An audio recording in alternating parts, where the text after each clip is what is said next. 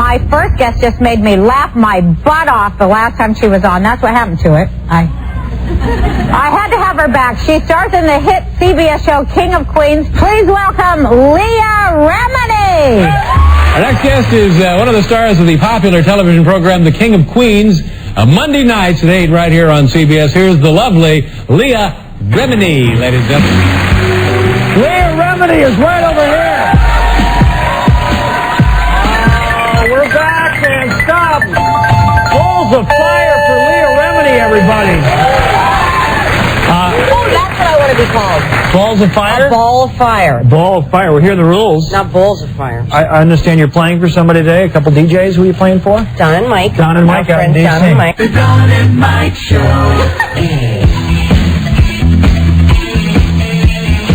Stay tuned for an outstanding entertainment program, The Best of Don and Mike. Thanks, Steve. It is the Best of Don and Mike, and we now embark on a two-segment adventure today on the Best of Don and Mike. If you've listened for any length of time, you know that Don and Mike have a checkered past with TV star Leah Remini. She stars on the popular CBS program The King of Queens, as you just heard Dave Letterman say. And this is a pretty good conversation, two-part conversation with Leah Remini on the Best of Don and Mike. Hold on, stand by now. Hold on a second. Here we go. We got to come back to the standby. Big TV star here on the line. Hello? This is very exciting. Hello, hold on. Let me play her in. All right, here she comes now. She plays the feisty, outspoken wife to the King of Queens, making her the Queen of Queens. I love her. Here's Leah Remini. There she is with Regis. Here she is with Letterman. Our next guest is one of the stars of the popular television program The King of Queens, Monday nights at 8 right here on CBS. Here's the lovely Leah Remini, ladies and gentlemen. And, here she is now back after a sabbatical, a hiatus, if you will, from this show. Hello. Hello. Hi. So listen, what's the dealio? Are we are we in? Are we out? Are we up? Well, I mean, you're always in with me, but I guess, you know, we should talk about what happened because... Yes, we have to because it was a part of this show. Okay, let's talk about it. I'll tell you the way I feel about it. All right, go ahead. All right, at the time, I felt like you were my friends, and I didn't want to do anything to upset you, and you basically put it, I mean, not basically, you put it to me like this, do the show, and we're never going to talk to you again. Right, but then there was at the time, I felt like, okay, you know, for my own personal reasons, I didn't want to do it. But then on top of it, you know, whatever. You didn't want me to do it. You guys didn't want me to do it. No, she's so when about... I hung up the phone, I felt like, you know, that's like I wouldn't. That's a weird position to put me in. Anyway, then when I went to New York. and I out of the blue canceled. They heard the show. They knew I canceled because of you guys. Now, this wasn't Les Moonves. This is even his boss that I got in trouble about.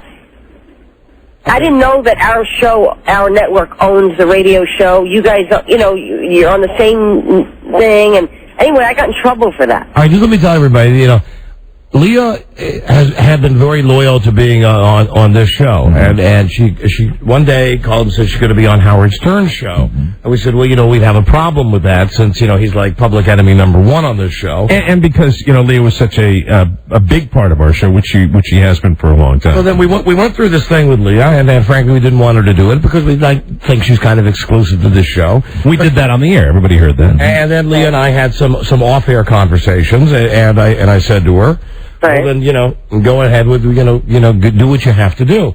And then, from my standpoint, where the bad stuff came in was that after you were on the show, you know, I get a tape of Stern's show, and I get the transcript of Stern's show, and at one point you just apologized to him. Yeah, and we both thought that you were apologizing for us.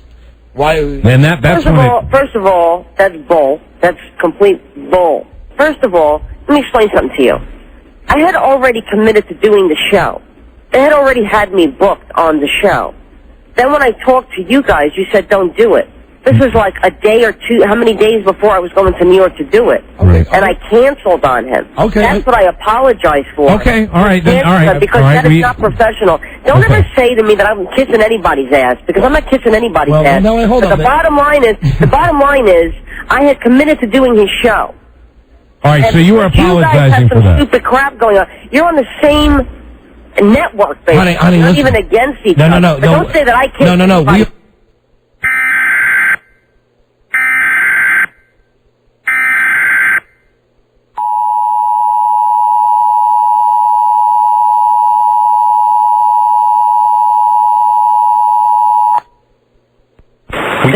We interrupt this program to activate the emergency alert system for the Washington, D.C. metropolitan operational area because of a local weather emergency. The National Weather Service has issued a tornado warning for Stafford County in Northern Virginia until 5 o'clock this afternoon. At 3:55 this afternoon, Doppler radar indicated a developing tornado 11 miles south of Stafford, moving north at 25 miles per hour. Some locations near the path of the storm include Stafford, Stones Corner, and Brooks. If you are in or near the path of this storm, take cover now. If no shelter is available underground, move to an interior room on the lowest floor. Mobile homes and vehicles should be abandoned for more substantial shelter and avoid windows. Do not take shelter under highway overpasses. Once again, a tornado warning has now been issued for Stafford County in Northern Virginia until 5 o'clock.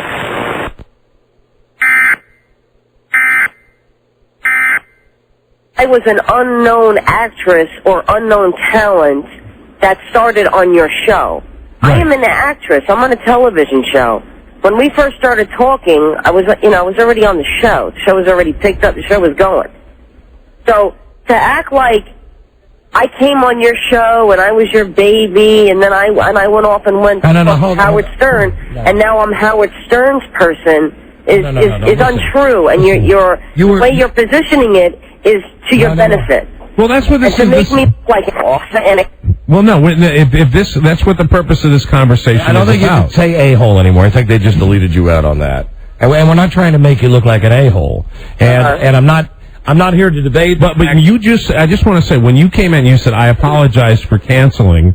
Right. That's fine. When we heard it, we interpreted it. But no, on the air, it wasn't said, I apologize for canceling. It was just, I'm sorry. So that we interpreted it the way we did, and if you're saying that that's what you meant, since obviously no, it's not what I meant. I mean, how long have I known you two? But if you're going to turn around and interpret the way I deal with people. Can I say something? Hold on, before this, because I see where this is going, and I'm going to say something right now.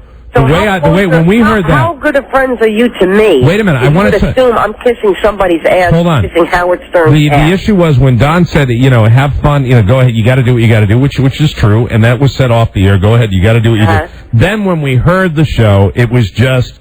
It made us feel bad because we've had you on for a long time. We know that you do what you do and that you've established yourself. It just felt bad because of the reasons we probably didn't want you to do it. How selfish are you two? Hold on. No. Hey, wait. That you would jump and think, oh, Leah's an a-hole, and look what she's... You got to stop saying a-hole. They're going to delete you out. No, as opposed to, wow, Leah's taken us to places, Leah's let us in her home. Leah would do anything for us. Leah would put us on the phone with anybody. Leah would talk to us anytime. And Leah would put us on the phone at David Letterman. I would do anything for it. Show me another actor or actress been on your show who's done as much for you as I have, or let you into their lives as much as I have. Don't For you to turn around. Hold on. And put these, slow down. Restrictions on me. Slow down. To act like I'm some kind of punk. Slow down. You know what I mean, it's ridiculous Slow down. to me. It shows me what you two really think of me. No. You know what? Let me just say to you, you don't know what we think of you, and it's a two-way street.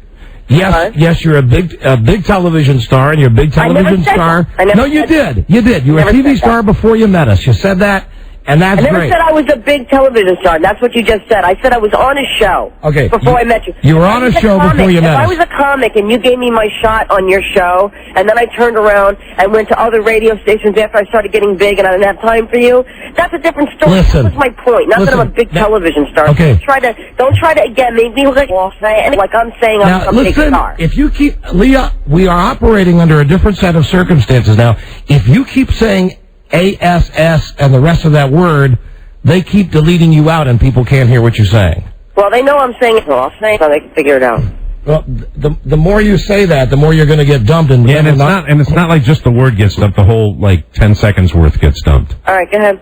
All right, now there is no doubt that you are a TV star. You had a show before you met us. I would say the other side is, name me another radio show that put you on it, and I'm not doubting all the nice, great things you've done for us. Mm-hmm. But tell me another radio show that had you on as much and promoted your TV show as much as we tried to and tried to help promote. And you can think... I'm not close to them, Don. If you want me to, I could very easily make relationships with other radio stations. I haven't. I go on once, thank you, bye. That's it. Okay, but if you think... I've had other offers to repeatedly go on other shows? The issue with this particular show, and the reason this whole thing started, was the sensitivity between the two shows. And for as long as we have been doing this radio show, we get that other show mentioned to us all the time. It happens all the time. And it's a is it a sore point? Of course it's a sore point. This is the last point I want to make. It works both ways with the radio shows. Obviously, if the Howard Stern show was so secure, and we admit we're not secure. We're not secure, not one little bit. But if he was so secure and so scary on top of the world, what would he care? But the point is... Yeah, I think really, when we're going back and forth on this, it should be mentioned that when the show was canceled, when you canceled, that there was, there was an S-storm, and it wasn't caused by us. And it was caused by Howard Stern and his people, because they said, hey, she's on the Don and Mike show, and now she's not coming on this show because she's on the Don and Mike show. So he's as bad and as petty as we are. No, because they heard it. Somebody heard it and honey. him. Yeah, right. Because they... This came from his producer. Leah, I swear to God, this came from that show.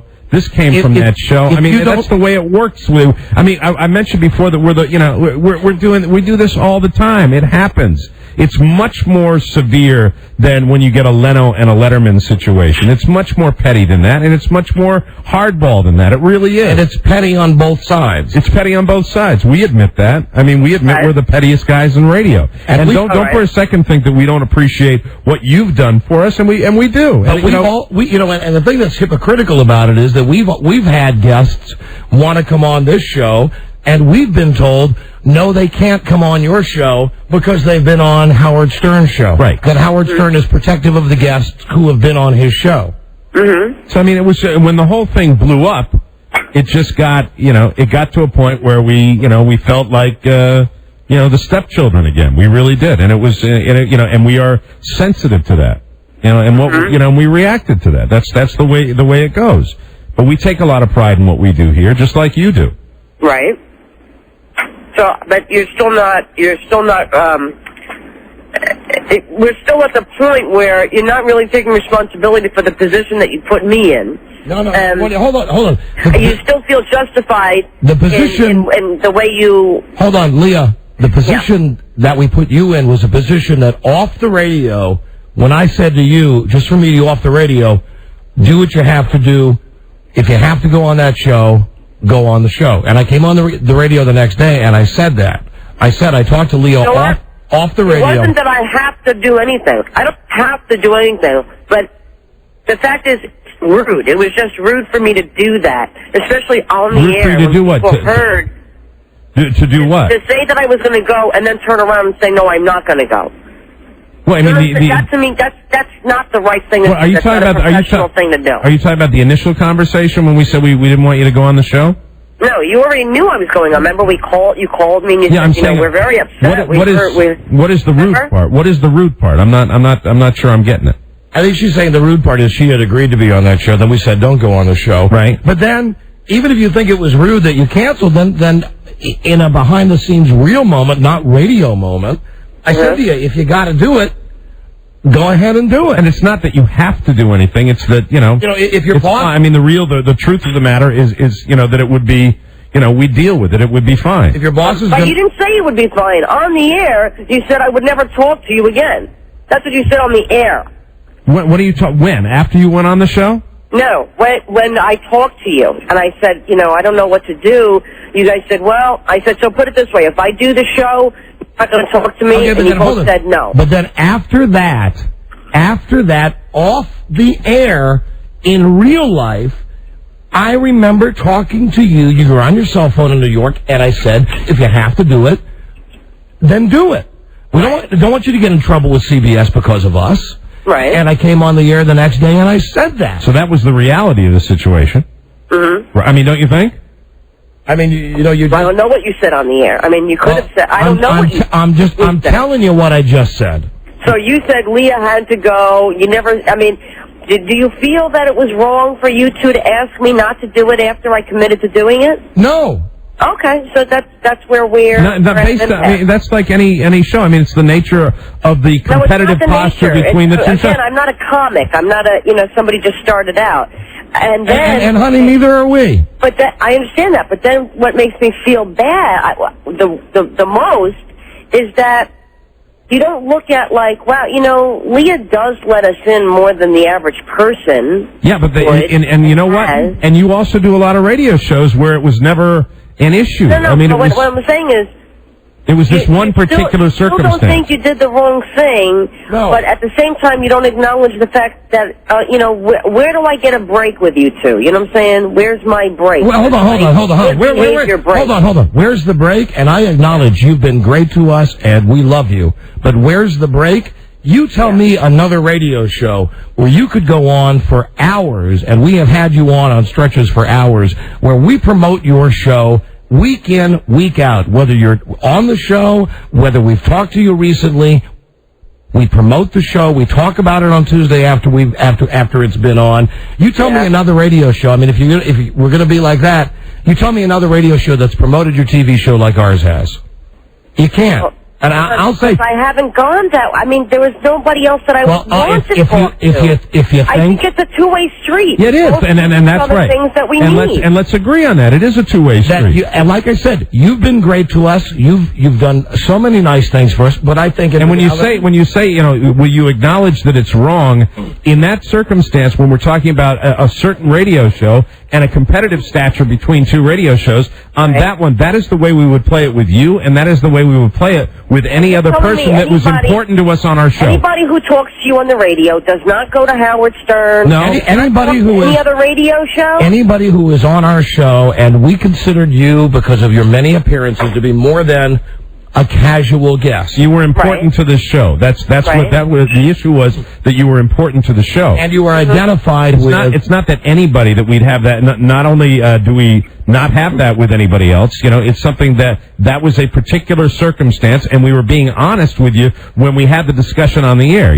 When we said, yeah, we'd prefer if you didn't do it. I remember when you were on the air when we said that. And do we apologize for that? I'll tell you why we don't apologize for that. Because that, unfortunately, the way this business works is the way it works, and it's the way it works with his show. It's the way it works with our show. And when it's a question of... anybody who goes on Howard Stern doesn't go on... No, I didn't say that. No. I didn't say that. What I said was anybody that, you are an island unto yourself when it comes to our show. How many times have you been on the show, really, seriously? Like maybe 50 times? Yeah. Okay. It was something that, with your circumstance on this show, it was an isolated circumstance. There are a lot of guests that share between the two shows. We've even had guests on the very same day, like the wrestler Mankind. And the reason I think that we don't think it's wrong is because off air, Don said, we understand that you got to do what you got to do. Not that you have to do anything. We understand that you got to play it. You got to play politics just like everybody else, probably more so. But the deal is, a wrestler like Mankind or a comedian who goes on our show and Stern's show and goes on Conan O'Brien and every other goddamn radio show, we don't have a relationship with them. But now, you mentioned the fact you were nice enough to let me stay at your house, okay? And we've got all of that history. Nice enough? I never said I was nice enough to let you stay in my house. I said we were friends and don't be offended. You said I was at your house. I'm trying to say something nice here. I'm trying to say that because of the fact that... But the way you say it is very snide and like I made... that's because it's not the way I said it. Well, you know what I mean? Maybe we all have to tone down the confrontational nature of this conversation. But my point is that because you've been on this show so long, and we do have so many personal moments with you that have been shared on the radio, you are more than just, to us, you are more than just a guest who hops from show to show to show. And I don't do that. But generally, I don't do that. Generally you don't. But in this case, you did, and you did with the guy who the issue is, do we feel a little territorial? Was that maybe out of line? I don't know. But the fact is, we did feel territorial. It's not about territorial. It's about, the stuff that goes on behind the scenes that people don't really know about. You know what I'm saying? What stuff? What stuff? What? What stuff behind the scenes? Like the backstory, the politics, and the crap that people are not usually involved in. Like me, I'm not usually involved in the inner workings of your politics. And it was an S storm, and I understand it was an S storm. What's that? I mean, everything that you went through during that period of time was a difficult situation, and it was a difficult situation on the air for us as well. Because when you do a show like this, you have to posture yourself, you have to present yourself in a certain way, you have to be, the way radio shows work. It's who's the biggest swinging, what. And that's the way we have to position it on the air. And it's the nature of the business. Is it great? No, it's not great. I will tell you that down here, the one rung above circus clowns on the showbiz ladder, we got to play it differently. So if I do Rick D's morning show, then we would actually. We don't care. We would drive you to the station. And I told you that I don't care. Rick D's. So that's okay. Kevin and Bean. So do you see that that's a little odd? It's like you have. No. You're saying, you're our girl. You're our girl. No. You can do other radio shows, just not this one. We have a history with this guy. With that this guy is best friends with the owner of the station, is on my same network. Great. Somebody that I made already had. Let me tell you something. We are aware of that fact too, and that's that we've dealt with that for forever as long as we've been with this company. Right. You know what? So he's best friends with the owner. We're pretty good friends with the owner. Right. We're not best friends with the owner. But do you understand it's not about that? What it is about is the relationship between the two shows. There is From the very day we started with this company. There is bad blood between the two shows, and that bad blood runs... Anybody that listens to our show knows that there always has been. It runs both ways. It runs from him to us and from us to him. And that's why everything happened. That's the reason. It's not really about go on any show you want. It's that particular circumstance. That's why all this S happened. But I guess it's not that big of a deal if off the air Don said, I understand, do what you got to do. And then something? Then we all heard the show. Then you turned around and said, I kissed his ass. Well, you know what happened? Let me tell you what happened with that. It sounded that way. We got about 50 phone calls that day. Yeah. And every single one of them was making this thing, as big as they can make it. Oh, she's that guy's best friend right now. We dealt with that for a whole day after you were on that show. And it was, it was a bad situation for us. Best friend. I mean, listen. I'm telling you what listeners called us with the following day. That's what I'm kissing your ass. If you said I did a great job, then you get 50 calls that said Leah did a great job. There's people who are followers, and there's people who think for themselves. I know you're talking about there's the people listeners, out there who think, Leah is working. Leah's not having lunch at breakfast with Howard Stern or calling Howard Stern every day. Leah had to do a job. Leah did it. She loves you. There's people who know the difference. I heard a love you. I heard a love you in there. What? I heard Leah loves you in there. But you should know the difference. You don't love us anymore, do you? Well, I don't think you know the difference between the way I treat you and the way I would treat a Howard Stern or the way I would treat a Rick Dean. And I have nothing against them, but I would never. But I do. Continually call these people or have them call me or have breakfast or lunch or dinner with them. I do a radio show. It's over. Bye. See you later. Okay. They all know that Don and Mike are my guys. That I love you guys. You could do anything you wanted to. If you want to stay in my house, you want to be on the show, you want to hang out with me, I don't care. Okay, but Howard Stern, not the same story. Rick Dees, not the same story. Okay, so it hurts me that you two don't know the difference. But what hurts me is that you don't know the difference. That of all the disc jockeys you just mentioned, Howard Stern is the one guy who we hate.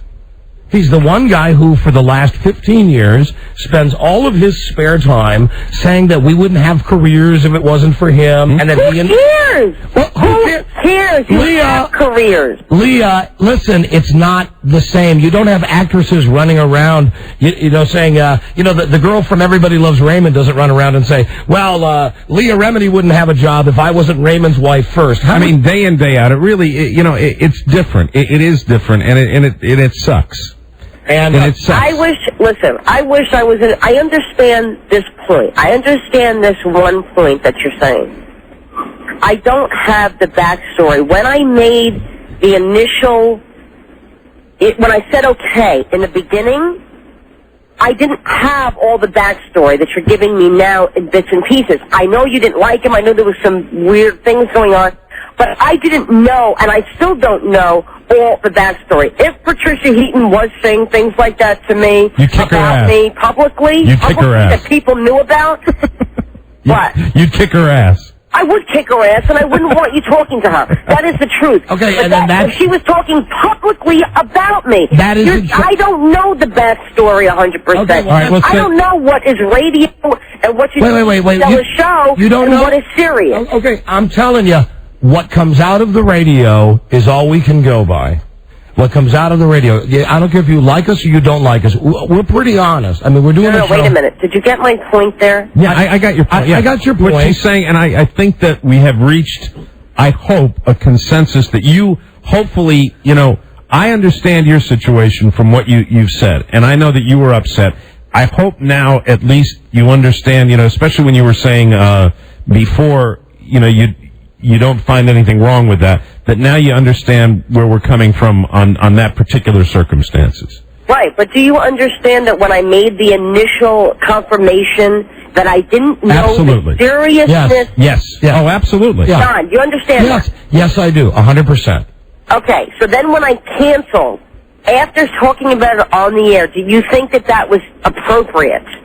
For you to cancel? Sure. Yeah. Sure. Mike? Sure I do. Yeah, of course. Okay, I don't think it's appropriate to cancel after the fact. Okay, listen. You mean cancel after you're booked? Yes. Well, yeah, I mean, it depends. But it happens. We have people cancel on us all the time. And that's not cool. He has people cancel on him all the time. It doesn't matter. We talked about it on the radio. Right. They knew why I was canceled. Well, and that's what caused the whole S-storm, and I understand. And that just gets back to the point of that he's just as petty as we are, that we talked about it. You canceled. Yeah. So then he went crying to whoever he went to at CBS and said, well, she's canceling because they asked her to cancel. I understand that. But in the end, you will always win. You will always be my favorite. And I hope that's the same with you guys. Well, really, I did something at the time that I felt was the right professional thing to do. Shouldn't reflect on our friendship. If you told me at dinner at the Daily Grill, whatever, hey, Lee, really besides the joking around, this person really means this, and this to me. In the future, you got to tell me, did Rick Dees do you wrong? Because I would never make the commitment to do it in the first place. Okay, all right, we're fine with that. You got to tell me beforehand. Okay, well, and I will back you up. We'll be right back. All right, this is the Don and Mike Show. Is she hot, or is she just delivery person hot? Hot. Just bottom line is for me. Is she hot enough that you might think about it while you're having sex with Carrie? Think about other women while I'm having sex with my wife? Oh, sure. So what do you think about? I think about my marriage vows and the life we built together.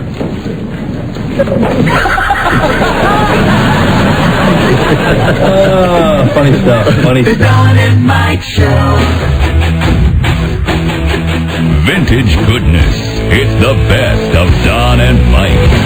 It is the best of Don and Mike with your old buddy Rob Spiewak here, playing the tapes, and we're in the middle of a real spirited discussion. Is that what I can call it? Yeah. A spirited discussion with television star Leah Remini.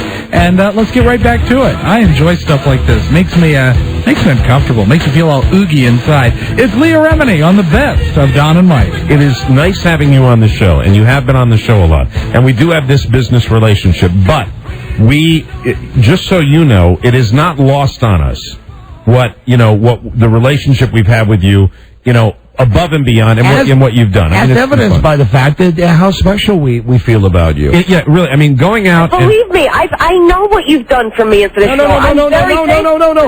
No, not even what we've done. I'm talking about how special we think you are. I mean, the biggest disappointment in all of this crap, if this relationship was not salvageable for me, really. And I know I speak for everybody that's had contact with you on the show. It's not that you wouldn't be on the show anymore. It's not that we wouldn't go out to California and do a cameo or a little extra role on The King of Queens. The fact is that, you are a genuinely fun person to hang out with. You're a good person, and you've been, I think, I've always felt you've done a lot of this out of friendship. Yeah, you are a great friend. And that's what sucked out of all this. Well, you're a great friend, and we hope that you consider us still to be good friends to you. I do. Really, we do. I mean, we fight, we go through our things, but I never want you to think that I'm a kiss ass or that I'm loyal to you, because that's the worst thing to me. That is the worst possible thing to me, that you would think that of me as a person. If I had done it over again, Don, I would have seriously called you at home, or Mike called you at home and said, "What do you want me to do? I'm about to do this show." Well, you know what, and I think it's the worst thing that because you didn't know all of the back stuff, that I would do that to you, because you didn't know the incredible amount of history between the shows. Mm-hmm. So in the future, yeah, I would have called you off the air and said, "Listen, hey, you know what? This guy's poison to us." I would have. Yeah, but even prior to that, I mean, it's like you got to tell me before. You know how these things get booked. If I'm going to Chicago, they're going to book me on certain shows. And the history we have feuds with disc jockeys all the time. We have had. But you got to tell me. Because, but you know what? Seriously, this is the only one. Give me the chance beforehand to say, you know what? The thing is, we have feuds with disc jockeys all the time. But he's the only one that really, for the better part of all the years we've been on this show, that day in, day out, in the company, outside of the company, we hear that name, and from the word go, it was started on a negative footing, and it's we know it's never going to change, and nor do we care. I mean, that's just the way it is, and believe me, this does not exist with radio shows all over the country. It doesn't.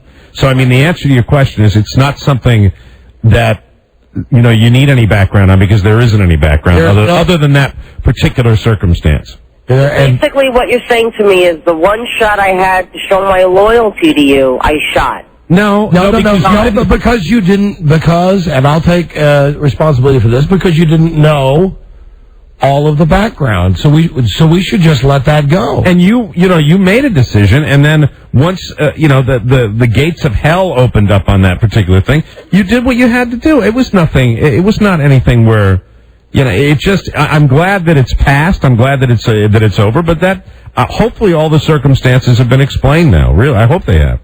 Okay. Okay. I mean, listen. I speak for myself. I love you.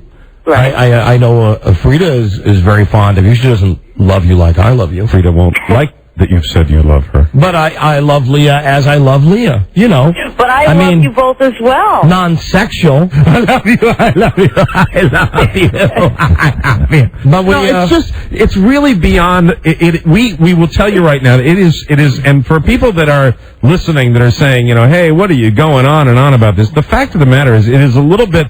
I think the reason you've been on and stayed as long as you have so many times is because it's a little beyond the radio. It's really, there's an extra spring in our step when we have you on the show. It's a lot of fun to talk to you. Regardless of promoting this or promoting that, it's just we have more moments that are just funny and you're an honest goddamn girl. You're spontaneous. You really say what you think, and then you say what you mean, and you mean what you say, and in this business, the stupid radio business, at least, that's very rare.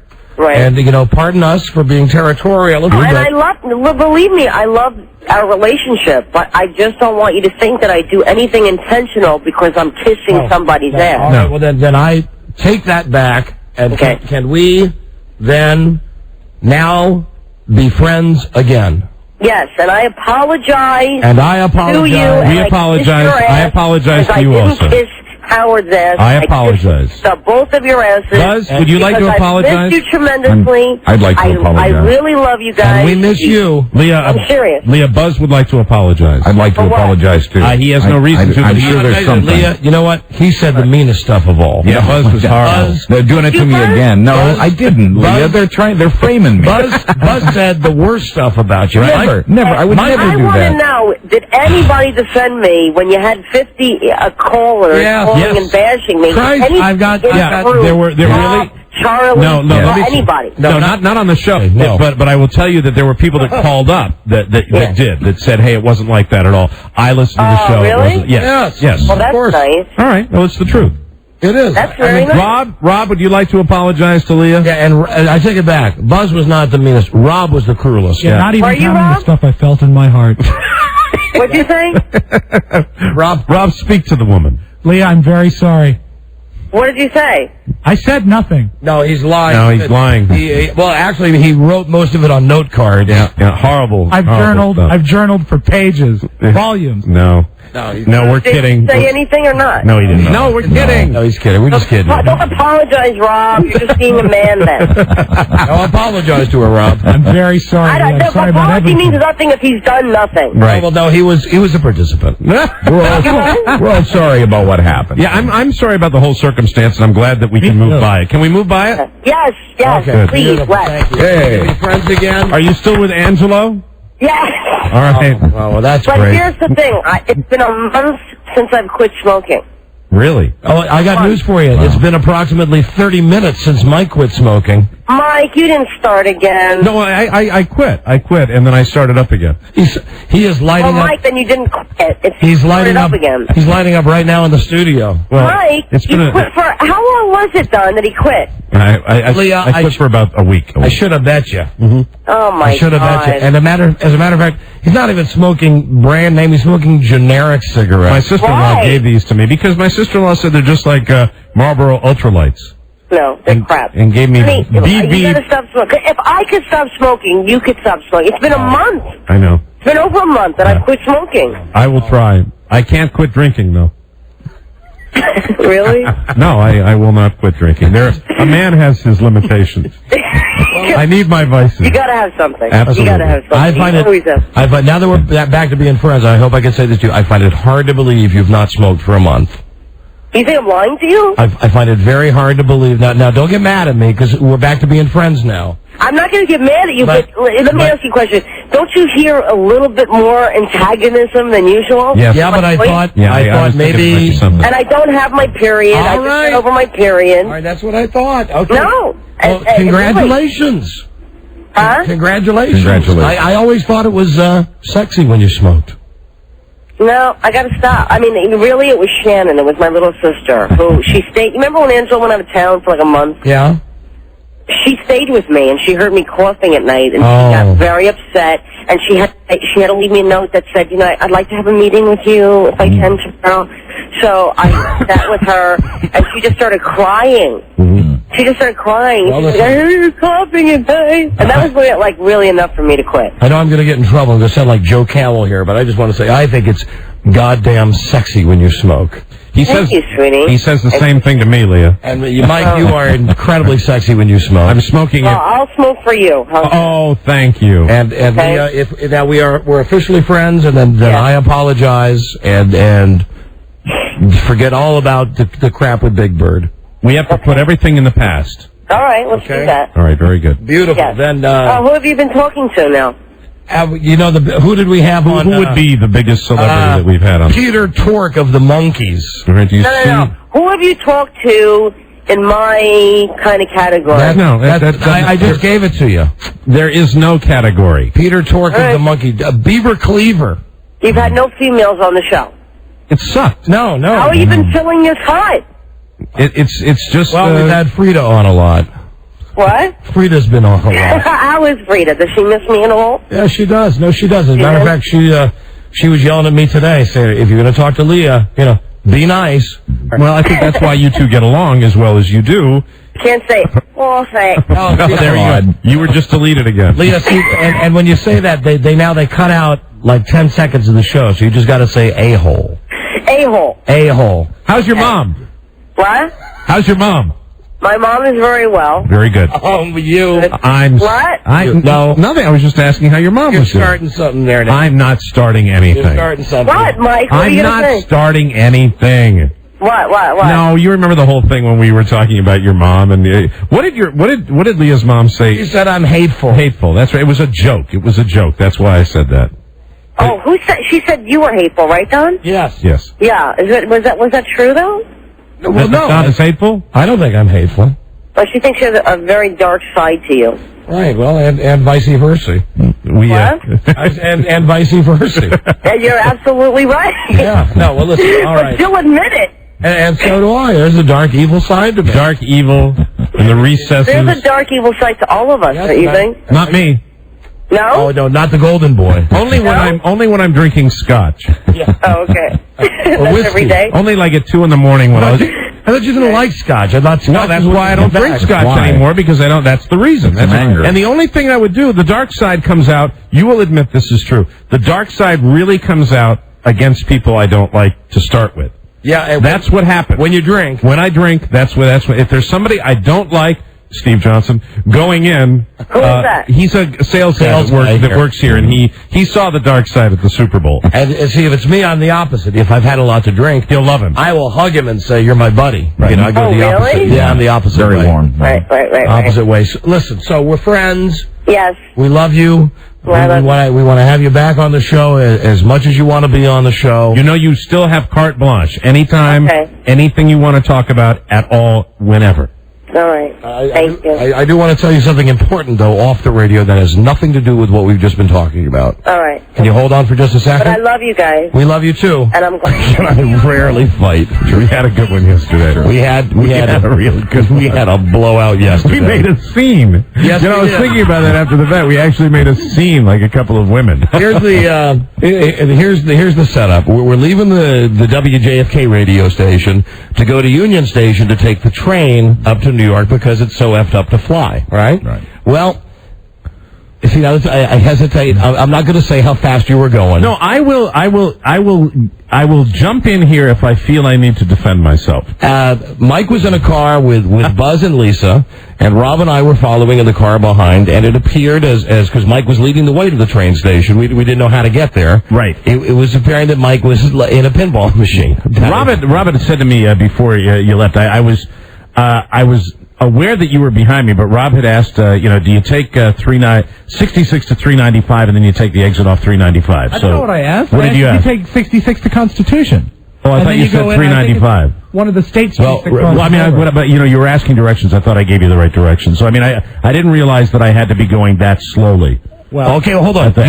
You weren't going that slowly. No, I wasn't, because I wasn't. What I'm saying was you were flying. It wasn't in my mind that you were. I thought that Rob had, knew how to get there. That's what. I had a vague idea, but at a totally different approach than you took. Okay, all right. So we're in the car, and good approach, wasn't it? We're on 66. Hold on, that's a bad approach. And I'm trying to follow Mike, and it's like it's a pinball. It's left lane, cut over, right lane, get boxed in, middle lane, left lane. Buzz was there. He was my shotgun, and we were doing well under adverse situations. I may have actually fueled the fire. I don't know. Thank you, Buzz. I wasn't going to mention that, but Buzz and I guess share a desire to get through the traffic, and it was really the slowest getting out of where our studios are. It was the slowest it's ever been.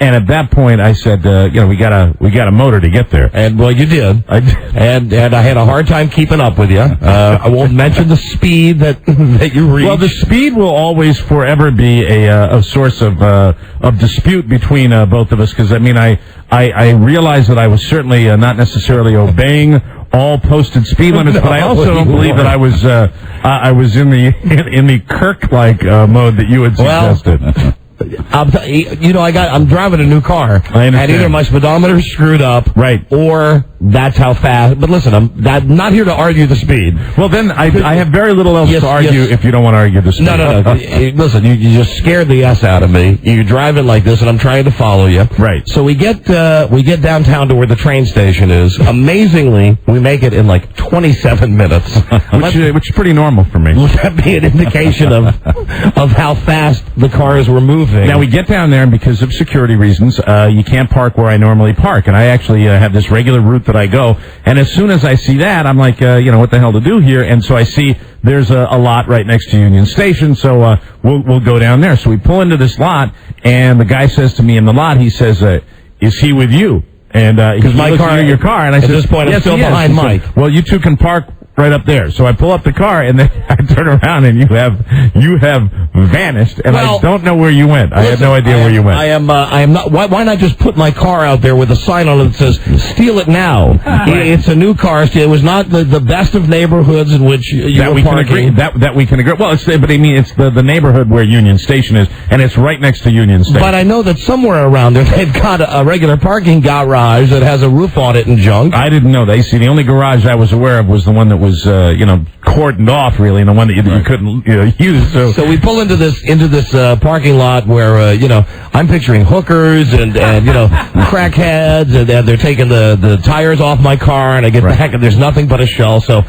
at that point, we just take off, and Rob and I, now this is where we're idiots, driving around Union Station, around the train station, trying to find the garage. And as you mentioned, the main entrance to the garage had been blocked off. How long did it take you guys to drive around and find a garage? About 15 minutes to find the main garage for Union Station. What I will say now is, because it took you that long, I am personally responsible for you guys making the train. Listen, you know what? I would rather have missed the train than gone through the crap of trying to keep up with you and follow you. I understand, but I mean, since you went off... As you bounced from left lane to right lane, right lane.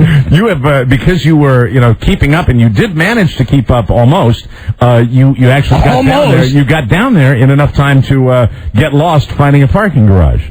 Oh, now, hey, hold on, wait a minute. If you never got lost. You're going to bust my balls about this? Then I'm going to say how fast you were driving. Well, we disagree on how fast I was driving. You were going over 100 miles an hour. And that truck, I have never had that truck over 100 miles. You were going over 100 miles an hour. No. Yes. Well, we will agree to disagree. It's absolutely, patently untrue. I was never going over the speed of... You may have gotten up to 100 miles an hour in your zeal to catch up with me. And how could I possibly have gotten so far behind you if I had to go 100 miles an hour to catch up to you? It can happen easily. You can be like 8 car lengths, and you can spike the accelerator and shoot up to 100 miles per hour. It was me going 100 miles an hour, not you. Okay, well, I'm just going to tell you that I will never. That was the source of our scene on the train when you said to me that I was going over 100 miles an hour, and I told you I wasn't. We get to the train. We find the parking garage. Rob and I do. We make it on the train. We go in. We sit down on the train. You barely made it on the train. Yeah, it was like 5 or 4, and the train was leaving at 4. Thank you to the guy with the tire. Oh, yeah, hold on. We got to tell you about the great security at Union Station, all the stuff you're hearing about increased security. We must tell you about that in a second. We sit down. Mike says, "Hey, I got a seat for you." Yeah, 3 people had come by, and I said, when people want to sit down on a train, the trains, of course, are packed right now. And I said, no, this seat's taken. And I always hate it when you have to do that because they think you're lying. They don't think you're holding the seat for somebody. I was so pissed off. I got on that train. Mike says, "Hey, I saved the seat for you." He's sitting there real happy, and he's like, got all his stuff set out, and he's like, "Hey, I saved the seat for you." And nice driving. I said, "Don't you ever bust my balls about the way I drive." Right. That was the worst driving ever. And then I said, "You going 100 miles an hour? You scare the S out of me." And then, a reference to Rob. And then he got mad. And said, "I'm going to go sit someplace else." F you, I'm sitting someplace else. So I apologize about that, Rob. So I go and I sat down, 10 rows away and sat with some other guy. And who apologized. Okay, you did. Okay, but the driving was not the greatest. Well, my driving was not. I'm not going to dispute for a second that I was not driving reasonably. I was driving, a little faster than you're supposed to. Yeah, okay. But I just, all I'm saying is the speed, and that got me mad because I was like, I'd gone through these 3 people. Okay, but hold on. What about the left lane, then the middle lane, then the right lane, then... Yeah. And remember when we were going down, like, the last time we came to New York, and you were trying to get to the 3:30 flight, and I'm trying to get to the train. Right. And, that was it's the way I do, because, sometimes I've actually gotten to the train station with maybe 10 minutes to spare when you hit traffic on 395. So, yes, I do hustle because we have pretty tight connections. So I was pissed because you were furious.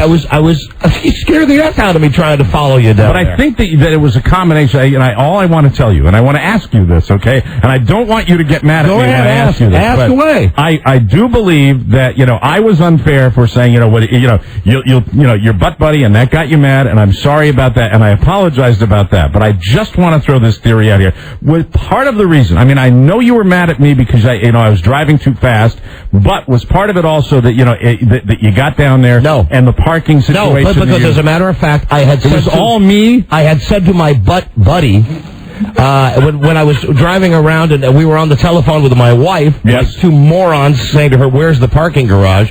I said to Rob, "You know what? I'm afraid we're going to have to catch the 5 o'clock train." Right. So I had already dismissed any thought of even making the 4 o'clock train. Okay. So no, my anger was strictly at you. Yes.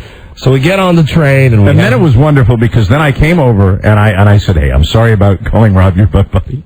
And you got up from the chair, and then we had the wonderfully awkward moment of two chairs just sitting facing across each other after we've had this womanly spat causing a scene, which I'm sure entertained the ladies sitting in back of us. So we're sitting there. We're sitting there, and I was still pissed. Even though you had apologized, I was still pissed. That's when you went out to call. I don't know who you called, but you went out and you called somebody. Oh, I didn't want to make a call in front of you. It seems like, what's that? Excuse me. Hold on. Mike, I bet we had to delete that out. While that word may have been used, you can't say that word on the radio, Mr. Romero. You can't say that word. Well, it's true. I knew what you were doing. It's not like I didn't know what you were doing. What do you want me to do? Sit in front of you and call my wife and say, "God damn, I can't believe how mad I am at Mike." We're very angry. I excused myself. I went to the back of the train and I got on the phone. You're not so angry that you didn't, come back and sit down. And I knew you were mad, and it was just extraordinarily awkward. Because we believe it or not, we do not fight that often. No, we don't. Because when we do fight, it's like that. It's rather meteoric when we do fight. So I'm still pissed. And then the lady comes over and she says, "Do you want a drink?" And this is what I need, like a hole in the head. And now, for me, this was, I'm sorry, worked out perfect for me. Of course it did. I'm still mad at you. And then I'm mad. And then, you know what? And then, I didn't share it with you, but then I'm just white hot at this point. I'm mad at you. Seething. I'm mad at you, and the lady comes up, even though you've come up and apologized, and we're sitting together. But apparently when I got up, I'm watching you sit up in front of me, and I'm like, all right, I'll go apologize. And all right, you pushed the lady out of the way. And apparently, you know what? I was so focused, I'm just walking up and saying, "Hey, listen, just come back here. I'm sorry. Sit down." That I apparently had gone by this lady and pushed her to the side, and I didn't even know it. About the conductor. A lady who works for Amtrak, and she comes back and then she does this spiel on me. This is so great, because I'm already looking at Mike. Even though, we're not fighting anymore. I'm still pissed, and he's pissed that I was pissed. And we're just kind of sitting there staring at each other, and the woman says, "Would you like a drink?" And we say, "Yes." Showdown! And then the woman looks at Mike, and Mike says, "I'd like a Coke." And then she goes into this, when people want to confront, but they don't want to confront? She says, and the first thing she said was vague, like, "You didn't have to be that way with me." Yeah, normally if you're going to go by someone, you might want to just say, "I have to get by," or I'm like, and I'm looking at her, and I'm still dealing with our crap, and I'm going, what? And was I wrong in not understanding what she was trying to say? No, I don't think that you knew that you had pushed the lady aside. Thank you, and I appreciate that. And under the circumstances, I appreciate it. The lady's standing there, and she won't let it go. Mm-hmm. She says to Mike's like, "Yeah, I'd like a regular Coca-Cola, please." And she says, "I just don't think it's right. It's not polite. You push me out of the way." Right. And again, he's looking at her like, "What the F are you talking about?" Yeah, I had no idea what she meant. And he said, and I think you said that, "Ma'am, I have no idea what you're talking about." She goes, "When you were making your way up the aisle, you pushed me out of the way. There's no call for that." Oh. And at that point, I see that then it registers with you that, oh yeah, maybe you did it. And because I have no clue that I'd done that. And then that's a moment, right? We're on the inside. You're enjoying every minute. I'm dancing. Oh, I know you were. I know. Oh my God! It was like you had just we just had the dispute about facts, and there I was again saying I have no memory of it. I mean, it was perfect. And for you, then here's what Mike says. This is what I love.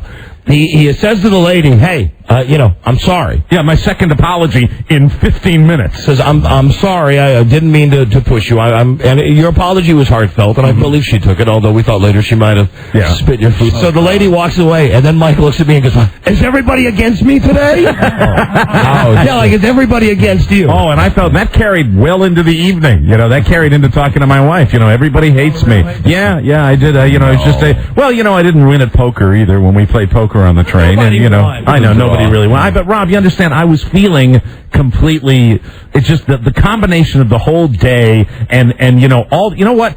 I think overall on trains, planes, automobiles, everywhere in this country right now, it is not exactly what I would call stress-free traveling around this country. I disagree, and before we get back to the argument, I have to tell you why. You're talking about people being stressed out on these public transportation and the high level of security. Yeah. I will tell you, and I saw a story this morning on the Today Show where they were saying that at Amtrak they're checking IDs and they have some armed guards on certain trains. When Rob and I arrived at Union Station, parked in the garage, we got into the elevator. We didn't know where we're going. We said to the guy, we're taking the Acela train. Some guy who works for Amtrak gets on this elevator. Elevator. A very small, and he's holding a tire in his hand, a tire to an automobile. And he says, what train are you on? We said, the 4 o'clock to New York. He said, oh, stay with me. I'll show you a shortcut to get there. Now, keep in mind, there never, when we walk into the train station, no one stops us to look at our IDs. And this guy, who was nice enough, I'm kind of busting his balls ratting him out here, he takes us inside the bowels of Union Station to a secret little inside, if you only work there, route. And hallway. Yeah, and he takes us down this private elevator, and he says, now, great, if you walk right through there's your train right there. God. We walk on the train. Oh, my God. Nobody stops us. Nobody has to look at our ID. That's amazing. That is amazing. There's one concern on the Amtrak train. Do not talk on the quiet car. Yes, don't talk on the quiet car. Job one.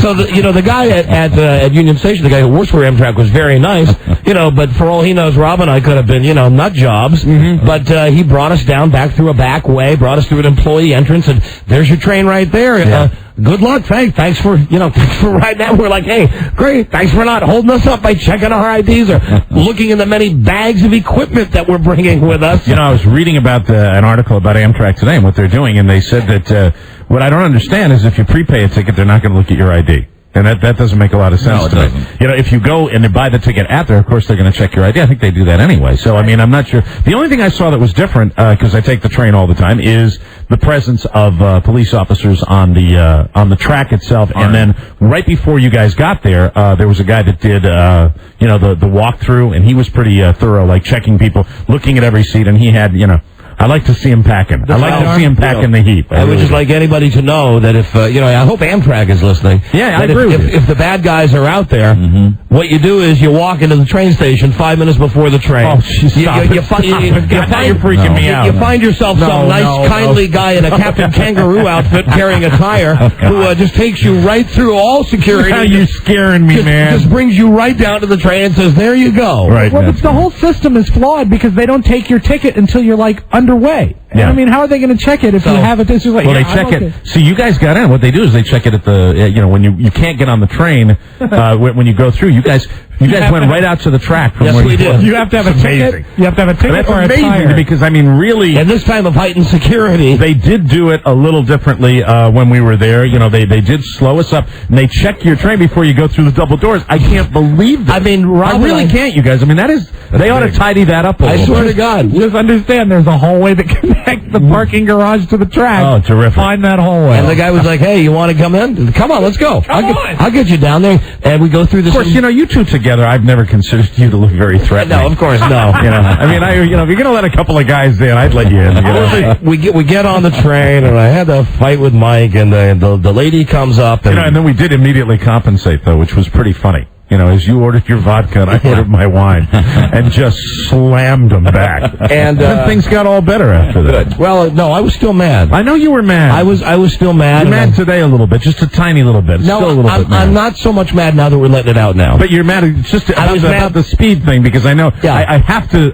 You have to understand me. I have to defend myself, but I know it's making you more angry. And I will give you this. I have apologized for that. He looked in at the speedometer when we were right behind you. Right. 105. Okay, that's fine. That's fine. But I don't, I don't doubt that your speedometer might have said 105. I'm not going to dispute that fact. I'm going to tell you that I don't want to get into it again. You're going to get mad at me again, and I'm not into that. Listen, I apologize for calling you. In years of ball busting on the show about my driving. Yes. Your driving yesterday, the way down to the train station, was the worst driving I've ever seen in my life. And I want to tell you have a taillight out. Yeah, I do. Yeah. I do. Yeah. Buzz, did you at any time feel non-safe in my care yesterday in the automobile? No, I wouldn't go that far. Really? I wouldn't say. Oh, then you could obviously. Well, you couldn't see. You were the front. You couldn't see Lisa's hand gripping whatever it was the headrest behind her. I dare say there might be a few fingernails still stuck. Well, let Lisa. I want to ask her that if she felt unsafe.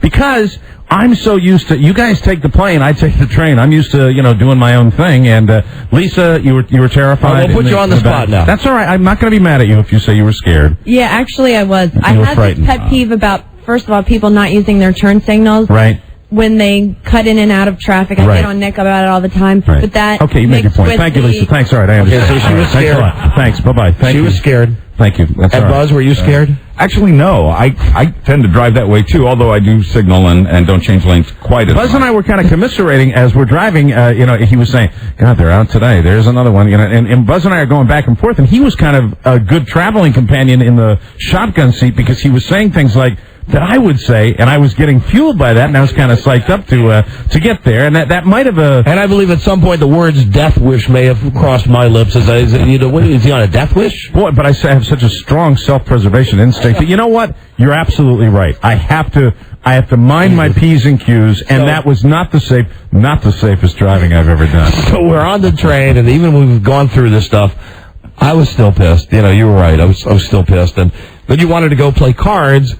And I was still mad, so I had to pretend that I was sleeping. You would have played cards if I wasn't there. If you'd said, if I'd said to you, go, but you would have slept or something. I don't know what you would have done. If you would have stayed, you would have said, I would have gone and play cards. Right. But because you said, you were probably mad at me because I went to the poker game. I wasn't mad. I was happy about that. Mm-hmm. I was happy that you left. But I mean, it was, it was okay after that. We had a civil discussion about show matters, and it was, it was fine. It was fine, but it was a full, I mean, when you and I go at it, I mean, it is, I don't think we're even aware of people around us. Last night when we got to Union Station, we're getting in the car and you shut the door in my face. Right. Well, that was a joke. That was a joke. Okay. Well, did you think I was doing that thoughtlessly? I was still mad. Why do you think when Richard was taking me to the apartment? Why do you think I got out 10 blocks away from my apartment? Oh, I didn't know. Because I was pissed at you. Oh, I would have been more pissed. I was still pissed last night. If I'd known that you did that because you were pissed, then I would have been pissed all over again. I didn't know you were still that pissed. I was doing that as just like haha. One of those little... no, I was still pissed. You think, no, I would never do that on purpose? Deliberately shut the door on you? You would, yes. No. Yes, you were pissed at me, you'd do it absolutely. Well, see, I thought you got out just because you saw that traffic backed up and... no, I just got out. The street looked like it was blocked off anyway. Yeah, lots of streets over by where I live are blocked out, but no, I was pissed at you. Okay. But, now this is cathartic. Good. It's all out there now. Good. It's all done. Good. And everything will be getting back to normal, and we will all travel the way we like to travel soon. I think. I can't wait to take the plane again. And I can't wait to just be rid of all the. Frankly, you want to play? That's kind of what I was giving my wife last night. I said I come up by myself. I like to travel. When it does come to travel, you gave us that last night. What's that? You said I can't wait. Yeah. I can't wait for you guys to be out of here. But then you like 4 hands in a row, so that's why you were tired. Yeah. Well, no. My feeling after all was said and done last night when I talked to my wife, when it comes to, I like togetherness. I like getting together with everybody. Love going out to dinner with everybody, and I like staying out late with everybody too. What I don't when it comes to travel, this. I really am a loner when it comes to travel. I like to be, on my own. I'm fine with that. Okay, good. I'm fine with that. No problem. Absolutely, I am. No problem. Okay, cheers. George in Jersey. Hi. There's nothing I hate more than somebody who can't keep up when I'm leading the way. And you know what, George? There's nothing I hate more. I'm going to piss my mouth. There's nothing I hate more than a guy going 100 miles an hour, left lane. Or something there, wear a dress or something, so we know you're going to be running, We normally do very well when we're in tandem. In the past, we've done pretty well. Yeah, hey, George, F you. I hope you'll run into an embankment and die.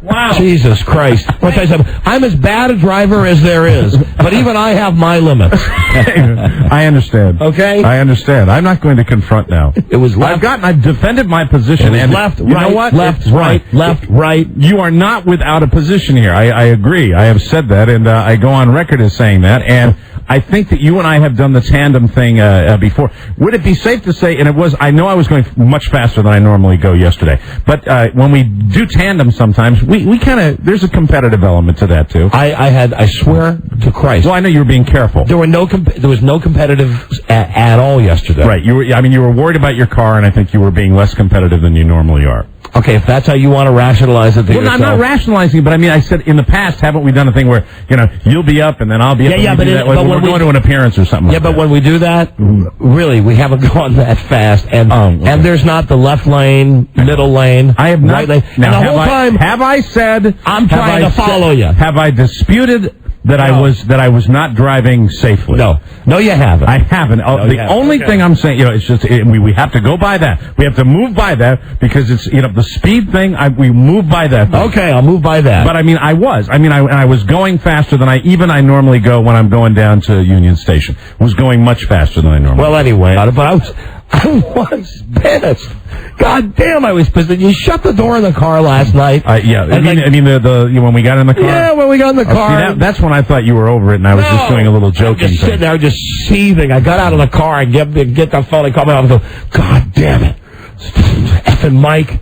I said, we get this whole effing fight on the train, and then we get to the car. He shuts the effing door in my face. Well, the other guys will tell you after we dropped you off, I was in a fine mood. Yeah, I'm sure you were. Going, I hate this. I hate being here. I miss my kids. I hate this. Smoking like 800 cigarettes. Just going, I hate this. I hate it. Diane, are you there? Diane in Connecticut? Don and Mike show. Hello. Hi, how you doing? Hi, okay. I just wanted to tell you that yesterday when, Mike, you were telling that story about your whole adventure with the weather and everything like that. Yes. I work for a bank, and yesterday I had to run to a very important meeting, and I just was like, I'm on an important call. I had to finish hearing your story. Thank you. Thank you very much. Totally funny. You guys are the best. I'm glad that life-threatening situations for me. No. Oh, now are we going to get into that? No, I'm kidding. I'm past that. But I also had a tough. That's the other thing that I heard from you last night. I had pissed me off when you said it's been a very stressful time. It has. I mean, not in any life-threatening way. No, okay, all right. Just in lack of sleep. Okay, that's all it was. It was lack of sleep. That's all I was dealing with. Hello, Don and Mike show. Don and Mike. Hello. Listen, Don, you could probably relate to this. What? Listen, you love it when Batman fights Joker, and you love it when Superman fights Lex Luthor. Yeah. But what's really great is when Batman fights Superman. Okay. All right. We're done our fighting now. We're done with the fighting. Absolutely. This for me, this is the arena I enjoy fighting in. And you know what? I'll leave you with get it out. You know what? I'll even leave you with one. Okay? I think maybe at some point during the trip, at some point, I will say that perhaps my speed may have gotten to that 100 mile per hour Thank mark. you. Wow. Thank you. I'm not. I wouldn't be able to say with true certainty whether it hadn't. But you know what? I would, but thank you. Give that to you. And I thank you for that. You're welcome. Speaks well of General Motors, doesn't it? Mm-hmm. Yes, we were both two fine rides. I must say. Well, Buzz will tell you that little pickup truck I have. Yeah, it's got a V8. That's what I was getting from Rob. Mm-hmm. I was saying I can't keep up with him. Look at that. And all Rob could say was, that is how great General Motors vehicles run. Right. You're in a GM car. He's in a GM car. Look at this. Yeah, I mean, look at all the Jap cars we're passing up. Yeah, I mean, we were blowing by cars. I mean, pretty good. I mean, it was quite a powerful engine. Although it would have been safer on the salt flats, I really enjoyed the ride. So from this point forward, if I ever have that role and that responsibility again, I will drive more safely. And we'll be right back. This is the Don and Mike Show. Hello, Don and Mike Show. Yeah, hi. Hi, you're on the air. Yeah, this is Tom calling. I'm calling about those traffic restriction things. I like to get, I like to put your crack staff there and get some more information. I'm a salesperson in New York, and I always carry on business by myself because I'm carrying equipment or I'm carrying, I sell medical gear. How do I supposed to get into the city now? You're gonna be screwed. It's like you might need to take a different kind of vehicle. I mean, talk to your company about that because. If you have a van or some kind of commercial vehicle, down by the river. You know, it might be different than just a regular car. I think I think no matter what kind of car it is, there's some roads you just can't drive in by yourself. I sell a lot of the IV supplies that were involved in the World Trade. I work for one of the major suppliers, so a lot of my sales calling is involved in visiting people in the various hospitals before we get the deal. I think you'll get by no problem. No, they're not going to hand out tickets. They're only going to turn some cars around, and I think it really is focused mostly on cars. You're likely to be searched, so be prepared for that. But I think you'll probably, especially considering what you do, I think the car will let you through. You could do what we do with the HOV. You just get yourself one of them dummies. I'm already there with you, man. Yeah. To do that, he could just get like a mess of prosthetic limbs. If he's in the medical game already, he could just sort of wire them together and make a body. Damn. You make a little more work for him, you know. What did he say? I didn't hear. It doesn't matter. Hello, Don and Mike show. You're better off not knowing. How you doing, guys? Hey, hi, you're on the air. Hey, I got a good idea for the squeegee guys, because they're out of business now. They could just sit at the foot of the bridge and charge $10 for people to go across. It's a carpool with them? Yeah. Hey, now that's funny. Except who wants a squeegee guy in their car? Hey, the conversation might be interesting. It might surprise you. Absolutely. Work? All right, thank you. Hey, guys, if you get a divorce, who gets in custody of Buzz? I'll be homeless. Hello, Don and Mike show. Hello. Oh, what am I doing here? Don and Mike, hello. Hello. Hey, hi, you're on the air. What's going on, guys? Hey. Yo. Hey, Rob, I know it's a colored guy. Yeah. It's the bitter, baby. Oh, BN. Hey, BN, how you doing? BN. Colored guy. Hey, you're not just any colored guy, you're BN. Hey, what's up, BN? I'm just calling because I ain't called in a while. What's up with your boy 40? I ain't heard him in a minute. 40 was on last week. Damn. So he probably died or something. What do you got to be bitter about now, BN? Oh, I ain't bitter. You sound actually as mellow as you've ever sounded. I have a question. Is this in actuality Glenn the janitor? I don't get it. Okay, never mind. That means it's not. Well, are you still mad at 40? I hate that. What are you so mad at Mr. 40 about? Let me. No, it ain't now, and it ain't the time to even explain it. I was just calling just because I ain't heard your guys in a while. But let me ask you a question about your little 4-hour club. How am I supposed to get on to it? Rob, would you like to tell him how he's supposed to get on the fort? We both looked at Rob. That was funny. That was a funny moment in and of itself. Rob speaks to all the colored callers. Right. I believe you can register online or mail your information to P.O. Box 3049. 3649. Whatever. You gave him the wrong address because he's colored. That's right. It's P.O. Box 3649, Washington, Those instructions from the whitest man in the room. 20007. All right, well, listen, BN, I think you should be, frankly, now's not a time to be bitter. Now's the time to be unite. Once 40's album drops, then y'all talking that H to the Izzo stuff, you know. Yeah. Well, then, you know, so the only reason wife can chisel on my nizzle while I dribble in her. Ooh, yeah. So the only reason you're bitter is because Mr. 40's still on the show. No, well, you know, I'm a better guest than he is, first of all. And you hate him with a passion. I mean, it's just something to do. There you go. All right, thank you, BN. All right, later. All right, see you later. Bye-bye. See, Thanks. in that way, isn't it? It goes round full because Rob, you say that too. You hate as just a hobby, also. Yeah, it's true. There you go. Some guys trade cards.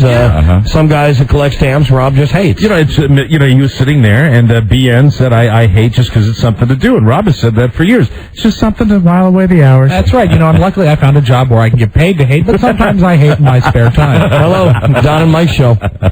Hello. Hello? Yeah, hi, Don and Mike here. Yeah, this is Winston. Just in case you didn't know that Redskins released Jeff George today. Yes, Winston, I'm ecstatic about that. Yeah. Jeff George is like having a retard play quarterback for the Redskins. You ever see him go back to pass when his eyes get real big and he get that glassy look like he doesn't know what's happening? Kind of a Tom Arnold lookalike. Yes, absolutely. Wow. Jeff Shrinsky, too. Yeah, Tom Arnold with less hair. Is Tom Arnold like a regular on that Fox sports show? Yes, he is. Oh, that is pathetic. The manic, coked up Tom Arnold. Oh, my God. Here you go.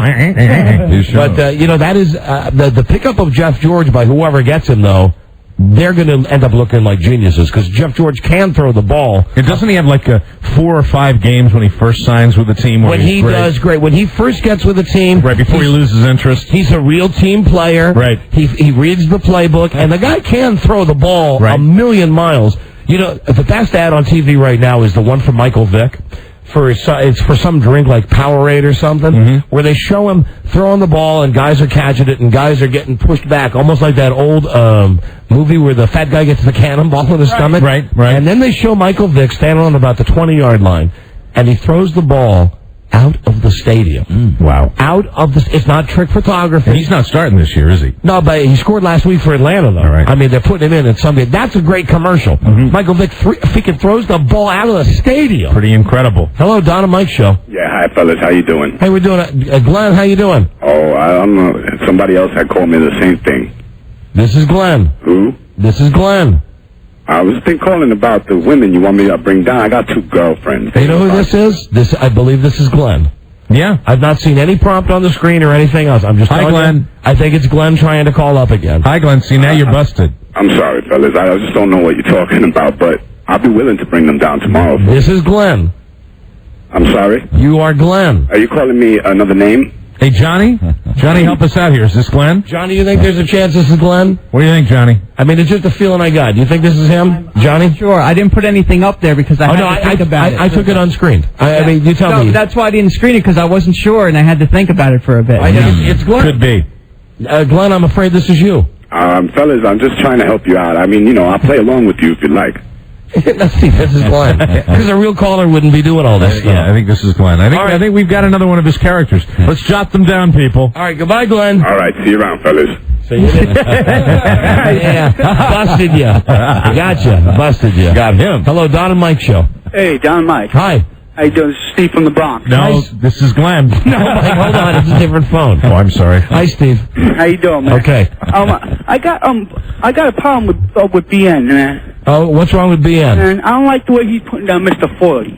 All right, you're a 40 fan. Oh yeah, I'm a white dude, man. I like Mr. 40, man. Well, a lot of guys of all different colors like Mr. 40. I mean, I don't see why he has such a problem with him, man. Well, you know what he really is? He's really JN. He's really jealous. He is. He is, man. I think you should stop him from calling. I really do, man. JN. Okay, I really do, man. Okay, sorry. God bless, man. All right, God bless. See you later. Sorry he upset you. Hello, Don and Mike Show. Young man, room for both. Hello.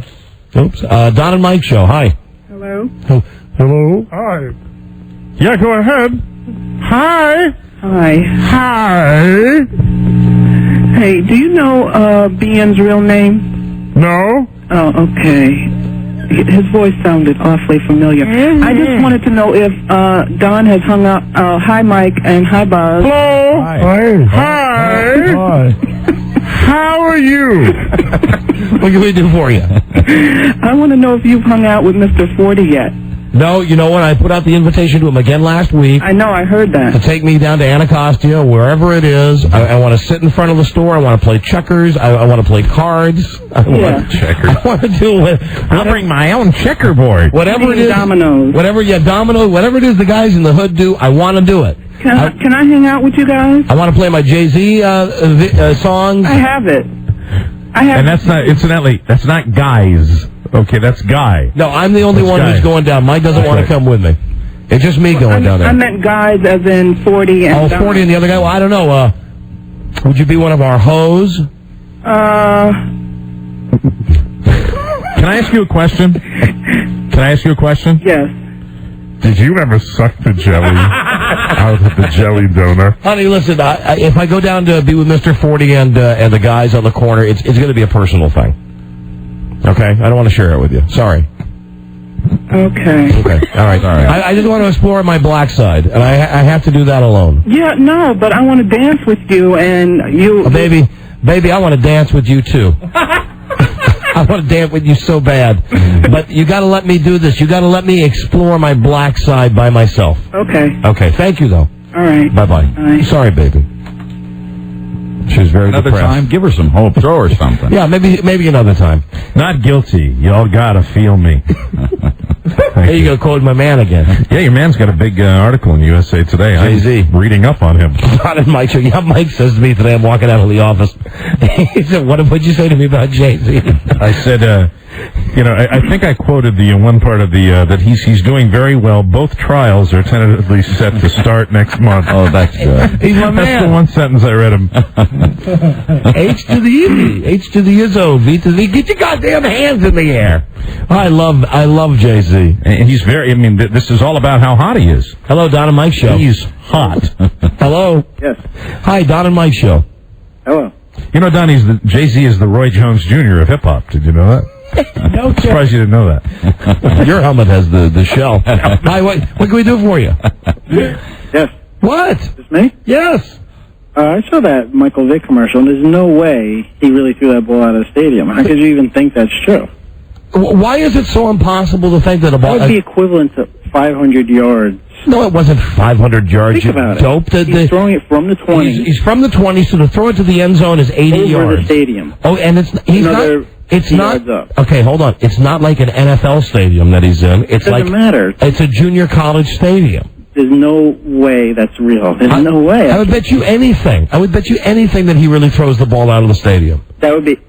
So you're saying that the longest ball is like approximately around 100 yards in the NFL competition area. Now this guy's throwing it 150... yeah, you mean in the quarterback game that they play where they throw at the target? Does he throw it from the 20 over past the end zone and out of the stadium at the other end? Yes. Yeah. Yes, No but way. it's like a junior college, like a high school thing. There's no way stadium. that's real. So it's not like he's standing in giant It's not like stadium. it's going up... No. The ball has a steady arc that barely clears the seats. So what this guy's talking about is you're probably talking about It's all maybe 100 yards. In other words, he's throwing rifles into these guys, backing them up. Oh, now see that part of the ad, I think is that part is bull. The part where he's throwing. So now they're mixing real with fake. Yeah. It was all an exaggeration on how powerful. No, it's. I bet you anything. Michael Vick really throws the ball out of the stadium. How many yards do you think that was? I don't know, like maybe 120 yards.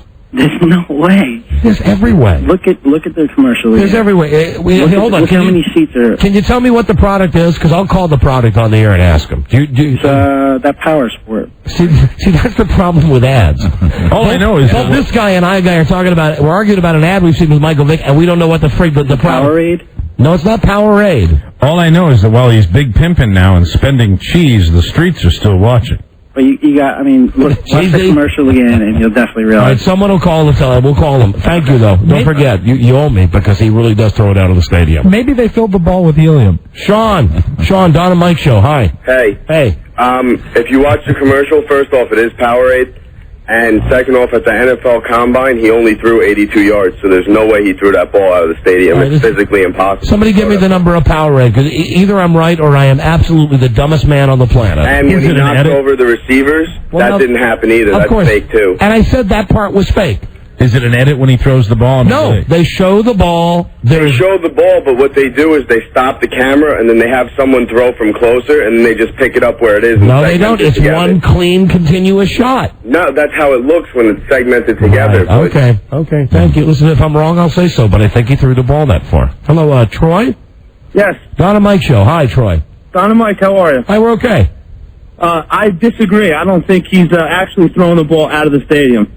I think it's like the rest of the ads that they show where he's knocking the guys over and such. What about the fact that the stadium is miniaturized? Have we thought about that? It's a Little League stadium. He's throwing it 80 yards to the end zone. All right, you know what? Someone give me the number of Powerade. I'm going to call and ask him, okay? All right. Okay, thank you, though. Sounds good. Hey, thanks for taking my call, guys. All right, thank you. Thank you for the call. Hi, Steve. Steve? Yeah. Hi, you're on the air. Hey, what's up, guys? How you doing? Okay. You're so wrong. There's no way that is real. There's no way. Ouch. Who would have thought I'd hit such a nerd? Don, I just want to say, I know you're getting a lot of calls like this, but I think you're absolutely right. How can everybody be disagreeing with me on that? I'm not. Just remember, the guy you're looking at across the console is not disagreeing with you. I haven't seen the commercial, but I know you're right about this. Hello. Jonathan, Don and Mike Show. Hi. Hey, what's up, guys? Hey, John. Hey, actually, the commercial, my brother works for the ad agency up in New York. Yeah? It's computer graphics. I'm gonna have to hear it from Powerade, though. Okay, if it was done with CG, they used the same thing they did when he was throwing the balls and knocking the guys down. They used the computers to remove the pull cords they used to yank the guys off their feet. It was he did throw it pretty far, but it's computer graphics. Well, now, it looks like when he's throwing the ball and the guys, it looks like the stuff they did in the Matrix, when they hook the guys up with wires. Where they freeze in midair. Right. I don't know. Maybe I am the dumbest guy in the world. Hello, Don and Mike Show. Hey, Don. Yeah. This is Chris from D.C. Hi, Chris. Hey, first, I don't mean to be a ball buster, but he throws the ball into the seats. It doesn't go, out of the stadium and whatnot. Well, and whatnot. I believe it does go out of the stadium. You know, all I know is this commercial is the most widely viewed commercial in the history of time. Everybody's watching it. They ran it like 1,000 times during the Jet game and the Packer game, all the time. Well, look, if you give it the good eagle eye, yeah, with your good, laser vision corrected eyes. Yeah. I thought he was going to say with your good eye. Yeah. With your good, get up close to the TV. When it hits the seats, it bounces kind of funny, and it looks really fake, like they drew in the animation when it hits the seats. All right, thank you. Hello, Don and Mike Show. What's up? Wouldn't be the first time I'm the dumbest man in the world. Hello, hi, you're on the air. Yeah, I have a question. Don't you think Mr. 40 sound like Afro Man? You mean the guy Because I Got High? Yeah. No. No, not at all. No, I think if anything, Afro Man sounds like Mr. 40. That's right. Well, Mr. 40 should make a song Because I Got Drunk. Because I got drunk. Because I got drunk. He's probably writing it right now. You know, the worst thing that happened to that Afro Man guy, that song, Because I Got High, that great song, everybody in the world was freaking playing it. Right. It's like no one's playing it anymore. It's weird. I mean, so many different things have been affected like that, and not totally related. It's just odd the way certain things are pulled off. Can't we get an Afro Man fund going here? I would think so, because he's probably hurting right now. Afro Man Relief Fund. Afro Man. Hello, Don and Mike Show. Oh, it's a Coca-Cola product. Gotcha. Thank you, Robbie. Hello. All right, let me try one more call, then we got a break. Hey, Richie, Don and Mike Show. Well, Don and Mike? Yeah. How you doing? Okay. Don, I want to defend you on this one. You know why? Look at Peyton Manning, how he outruns those Lions in that Gatorade commercial. All right. F you, Richie. Okay? I love you guys. F you. Oh, man. F you. Mountain Dew commercial. That's a good spot. Where the guy races the cheetah. No, that one too? No, but the police talking about I know, but I'm talking about the one that where the guy runs down the cheetah to get and then reaches down the cheetah's throat. I know. That's fake. No, that I know is fake. Yeah, here you go. We got a break? Yes. Okay, we will be right back. This is the Don and Mike Show. Rush Limbaugh. 903 and 14K on the award-winning Jeff Christie Rock and Roll Radio Show. With fun and frolic for all. Some of you, no doubt, still wondering what award I have won. I'll tell you. None other than the Marconi Award for Excellence in Broadcasting. Non-stop music. 14K. Music Radio. 14 carats gold. 1970. 14K, 70 degrees, cloudy skies. It'll be cloudy, a chance of some showers tonight with a low 53. Variably cloudy and warm tomorrow. Tomorrow night, Easter Sunday morning, too. Afternoon, high Saturday, 72. Jeff Christie at 14 in a row. Stick has come up in the air. Vanity Fair. 14K, Music Radio. 14K. Good evening to you, music lovers, all across the fruited plain. It's 829 at 14K QV with the great 14K giveaway, where you and your family can win one of thousands of prizes. Be listening starting Monday on 14K. You are smack El Devil in the middle of 14 uninterrupted hits in a row with song number 1. 14K. 834 at 14K. Jeff Christie Rock and Roll Radio Show with fun and frolic for all, forging onward into the pitch of black on a Friday night. David Essex rocking on in the middle of 14 in a row. 14K Music Radio. 14K. 14 carats gold. 1969. 14K. Hit line is open. 333-9190 is the number. You got a favorite song? Let us know about it. 14 hits in a row, and I got the Archies. 14K. Music Radio. 14K. Jeff Christie. Often imitated, often mimicked, often copied, but never equal. And I am smack dab in the middle of 14 hits in a row. Ringo Starr. Billy Preston backing up on the piano. This is oh my, it is in the top 5. 14K, Jeff Christie rocking and rolling on a Friday night. In the middle of 14 hits in a row. Some people think it sounds like Bob Dylan. Some people think it sounds like Harry Chapin. Doesn't sound like either of those guys. I mean, Billy Joel working on a piano man. 14K. Music Radio, 14K. Jim, Stafford, and Spiders and Snakes. And with Spiders and Snakes, what do you get? You get cobwebs, a whole bunch of other goodies.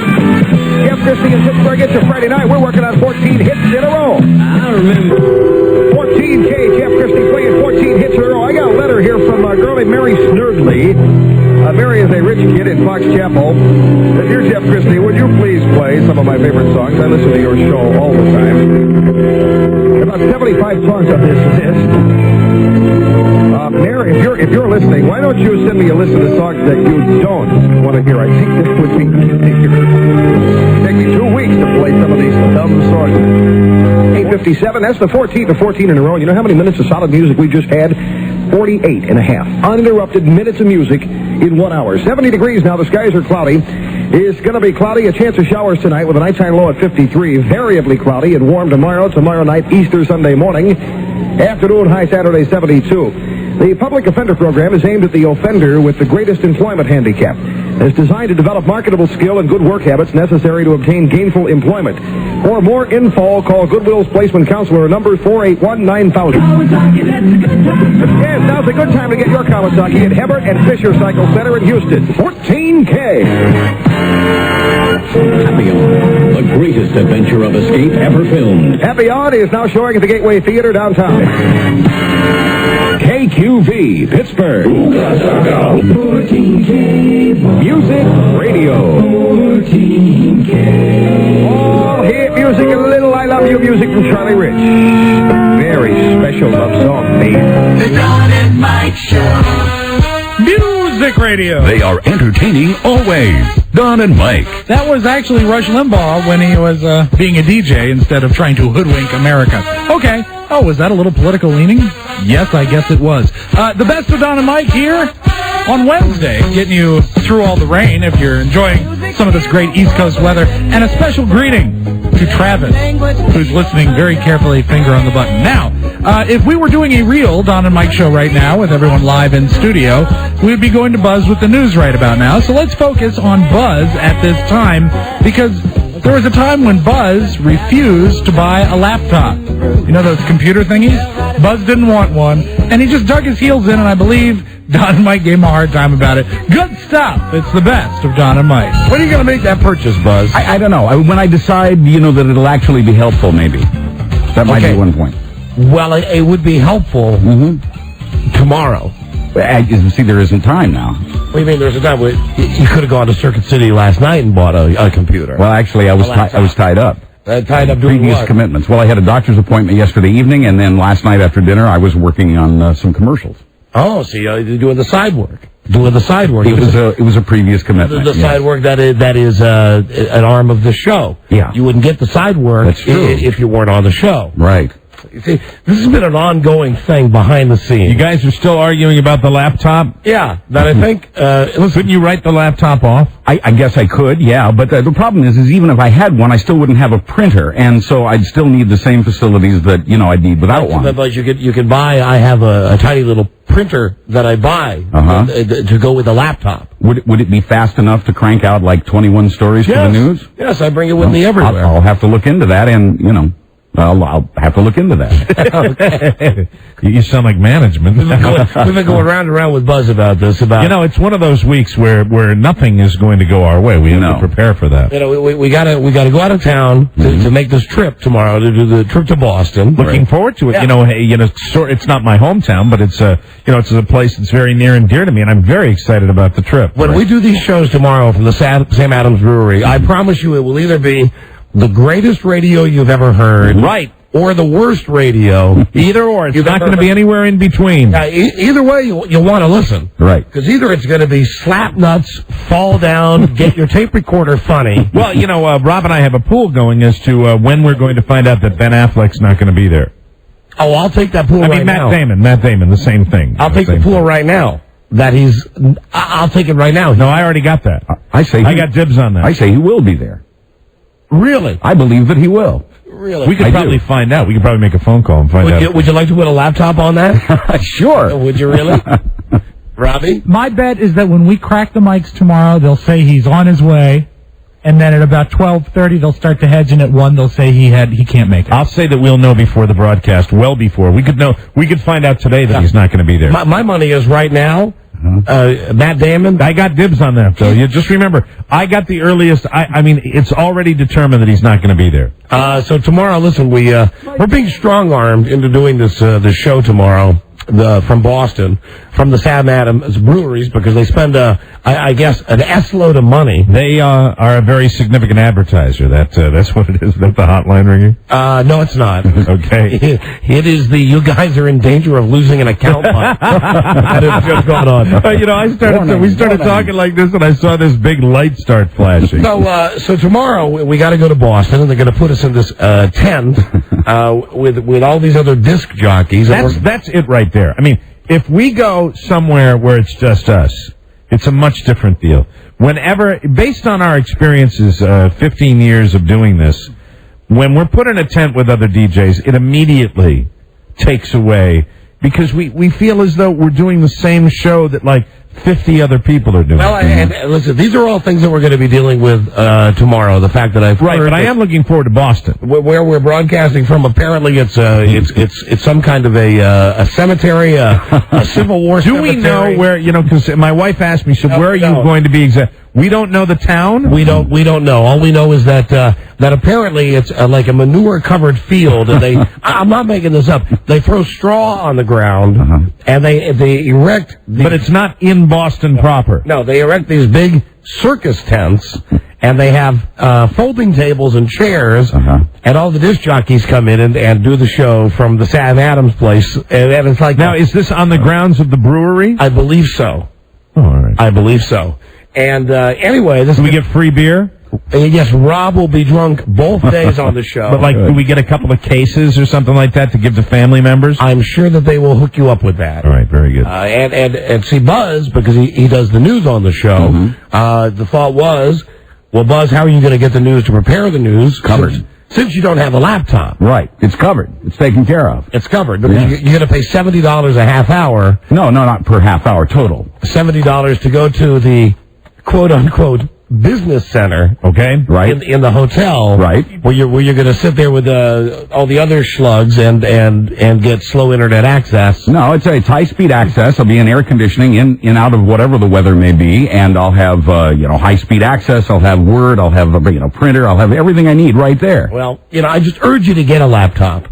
I think it would be helpful to the show if you had a laptop computer. I really can't think of any other broadcast other than this one where, that would come in handy, because every place else we go, we have a radio station. But you should have a laptop. I suppose I should someday, and when I get it together, I'll pursue that. I was watching the Today Show. And they said now for your kid going back to school, right, you can get a Dell computer with like 128 bytes and it comes with everything, right, for like $900. But that's not really? That's not a bad price. But then there's the monthly wireless internet access fee and all that stuff. I mean, I got to hook up somehow. But you're not on poverty. Well, and you could buy a laptop, right, and write it off on your taxes. That's true, because you would use it on the show. But I can't think of any other time I'd use it. I just really have no use for one. What about when we go to New York? I've got the radio stations right across the street. I go there. I do my job at work. When you're traveling, though, you could that would actually assist you in traveling, because you could probably hook up. Well, especially if you took the train. If I took the train, which I don't see happening, I'll probably continue to fly, and you can't operate electronic devices, But if you took the train, all the guys have their laptops on the train. Well, listen, this is just a battle between me and Buzz that I think you should get one. I think the news guy on the show should have a laptop computer, right? And he's just been fighting me every step of the way on this. That I'll get one when I'm ready. I'm not going to be forced into getting a laptop. You know that Burbank when he digs his heels in. Yeah, I know. You know him. We all have our issues, don't we? Yes, and this for Buzz. The last issue was please introduce me at the beginning of every show. Right. The new issue now is that you can't make me buy a laptop. Can't make him. You can't make him. He doesn't want to get one. No, I think he wants to get one, but I think it's now the fact that we're telling him to get one that he doesn't want to get one. Yeah, because now it's become more of an issue. Yeah, I think. Now it's a matter of principle. Am I right or wrong about that? No, I really had no desire to get one before, during, or after this discussion. But do you think that it would be an aid to you doing the show? I think the problem with trying to get internet access and a printer would make the laptop a useless item. And like I said, I have facilities everywhere else we go. If you took the train and used your laptop, yes, you'd be able to knock it out and be done when you got up there. It'd be very cool. Yeah, that's possible, I suppose. I'd have to look into it. I take my laptop everywhere. You take it on a plane, and most of them have DVD capability, and you can watch a movie on your laptop too. You can play video games. I'm just talking about the fun part. Right. All right. Well, no, Buzz is not into fun. No. Yeah, I'm anti-fun. Buzz is very anti-fun. I make my own fun. Yeah, the only way he'd buy it is if it spit out bacon. Yeah, that's right. But give Buzz this. He doesn't hate Zany. No, I'm all for Zany. Nah, he loves Zany. Hold on, someone from New Jersey says they can get you a computer. Hello, Pat? Hey, how you doing? Hey, Pat. Good. I'll give that cheap bastard a laptop. No, listen, here's the thing.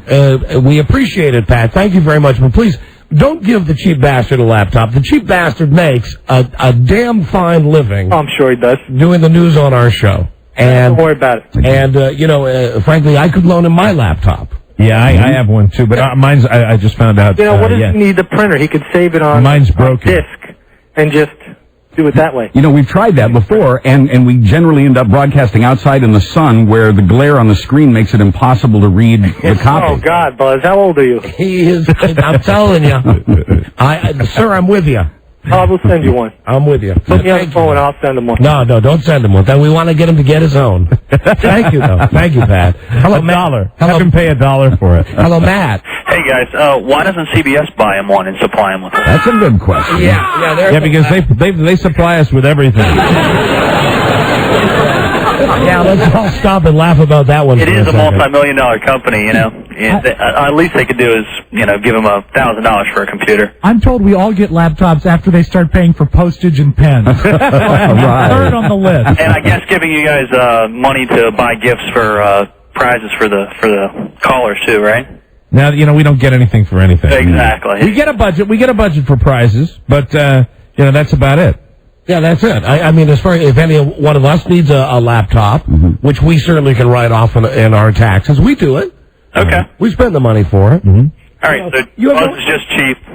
You have no idea. Yes, as a matter of fact, that would be a good celebrity death match to find out who's the cheapest. To get Les Moonves or Dan Mason or Fareed or one of the CBS executives against Buzz. You know what I did yesterday, though? I was real excited. I used my company medical plan prescription card to get discounted prescriptions. Good for you. It's the first time. I was very excited to get the goo that I'm putting on my poison ivy. The goo, your goo. I put it down, and I like an idiot. I really felt super cheap because one of them was like $15, and I said, "Is that the discount with my card?" Because Mike has poison ivy on his butt. Yeah. Yes, I have Buzz poison have that ivy. prescription card? I mean, I do.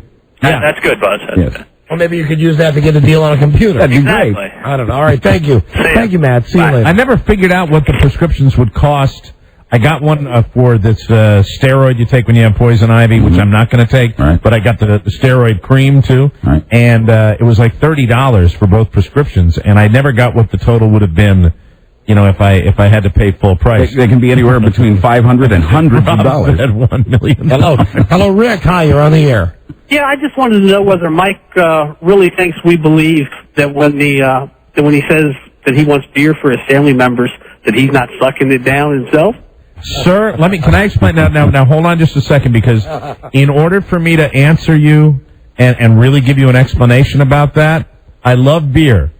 But if I was to answer... Why, they're careful? You know what? Here's how I can do this.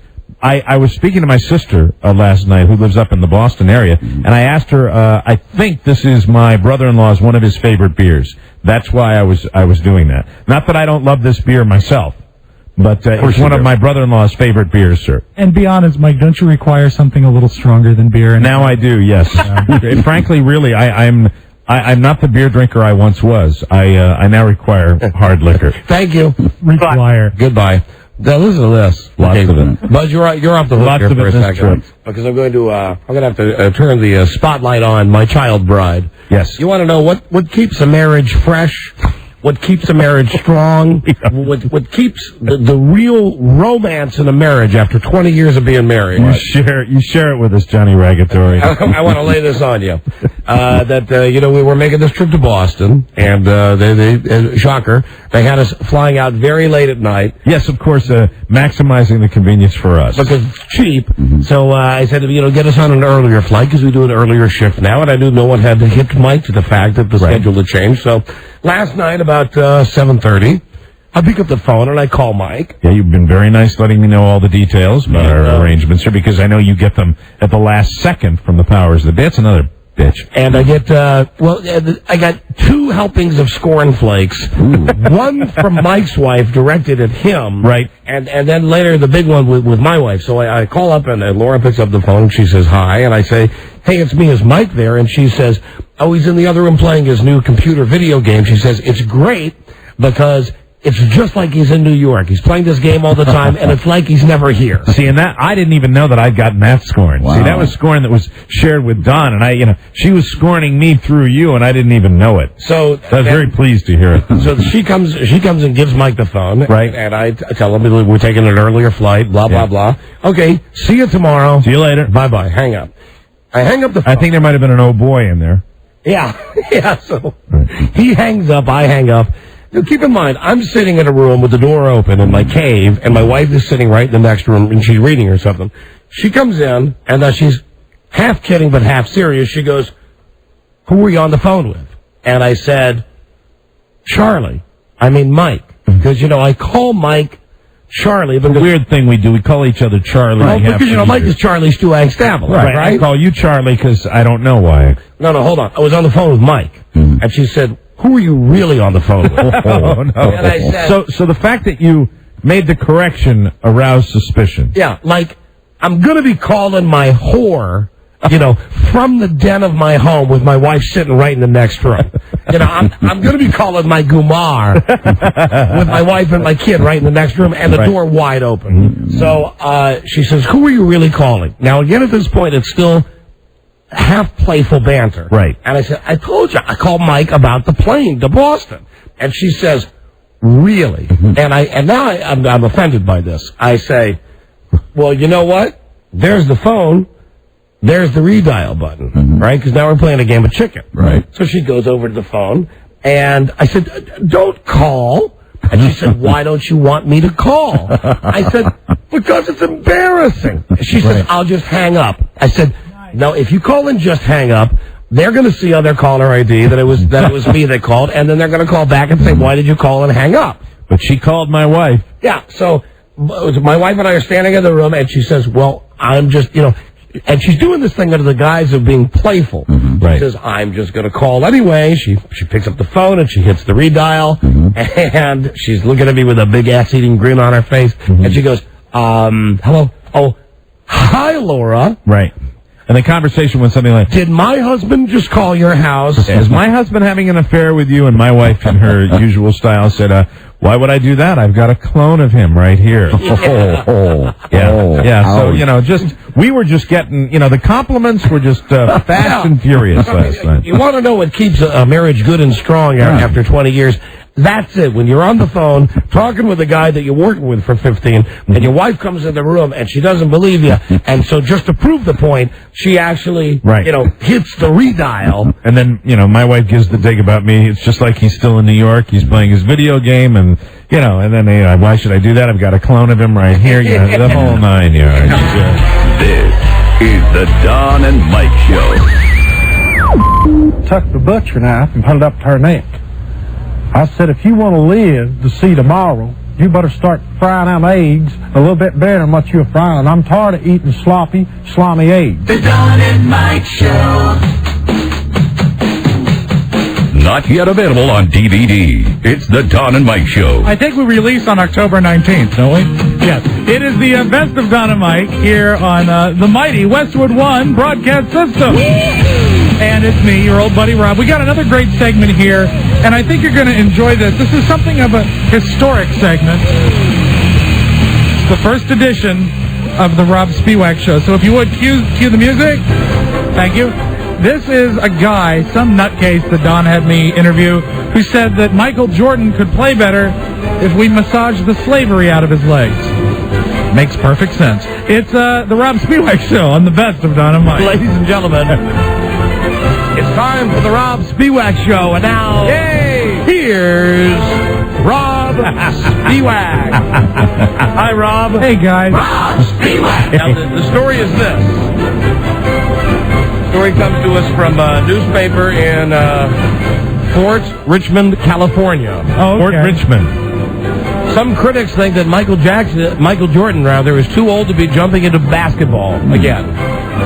Now comes word of a 77-year-old teacher in California who claims he can help Michael Jordan by massaging the slavery out of Michael's legs. Oh, my God. Asa Williams, who calls himself Dr. Jump, claims that African-American athletes like Michael Jordan are still traumatized by pre-Civil War slavery days, and they need to have the feeling of being chained, massaged out of their legs. Wow, so he's a masseuse. He says if he could massage the slavery out of Michael Jordan's legs, right, Michael Jordan could jump 9 inches higher. Wow. That's a lot. Now, we have already pre-called this to tell him that, to let him know that the Rob Spiewak show will be calling. Excellent. So I will play the role of the producer, saying that America's favorite talk show host, Rob Spiewak, He's good with the elderly. is going to be ready to He loves the elderly, Buzz. He really does. Because, it's funny. It's Rob, and it's slavery, and it's, it's everything that we goof on Rob for. Asa. We figured Rob was... Asa, hello, my name is Don. I'm calling from the Rob Spiewak, Everything That's Right with America show. How are you, sir? I'd be glad to. Hold on for Rob, please. Rob is coming on the air in 3. Rob Spiewak? Yeah, 3, 2, and... Wait a minute, is that telephone or fax? You're on. You're going to be on with Rob in 10 seconds. We'll get that later, okay? Okay, right. Thank you. Here's now... Let's go to the announcer for the host of the Rob Spiewak show. It's time for the Everything's Right with America show. And now, here's your host, Rob Spiewak. Rob Spiewak! And hello, America. And welcome back to All That's Right. I'm Rob Spiewak, and we're joined today by a right-thinking American from California way, they say. Yes, I'm here. I'm 98% pure like soap. I float. Do you? No kidding. No, I'm a joker, too. Yeah, I can tell. You're a heck of a guy, and you've got some interesting... I'm sorry?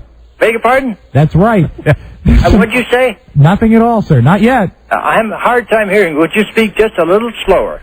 Okay. And my phone doesn't give the good volume. I see. Yeah. Okay. Talk about Michael Jordan, right? Here we go. Do you spend a lot of time with young kids? Yes, I'm very young. I had 5 kids. My wife had a previous marriage, and there were doctors about killed her. I delivered my own children. My younger son, Jeffrey, was born in 1.5 hour in Marin County 45 years ago. Fascinating. Call me what? Tell me about Michael Jordan, Doc. You go by Dr. Jump, don't you? Yes, because I have people jump higher. Right. So tell me how you can help Mr. Jordan.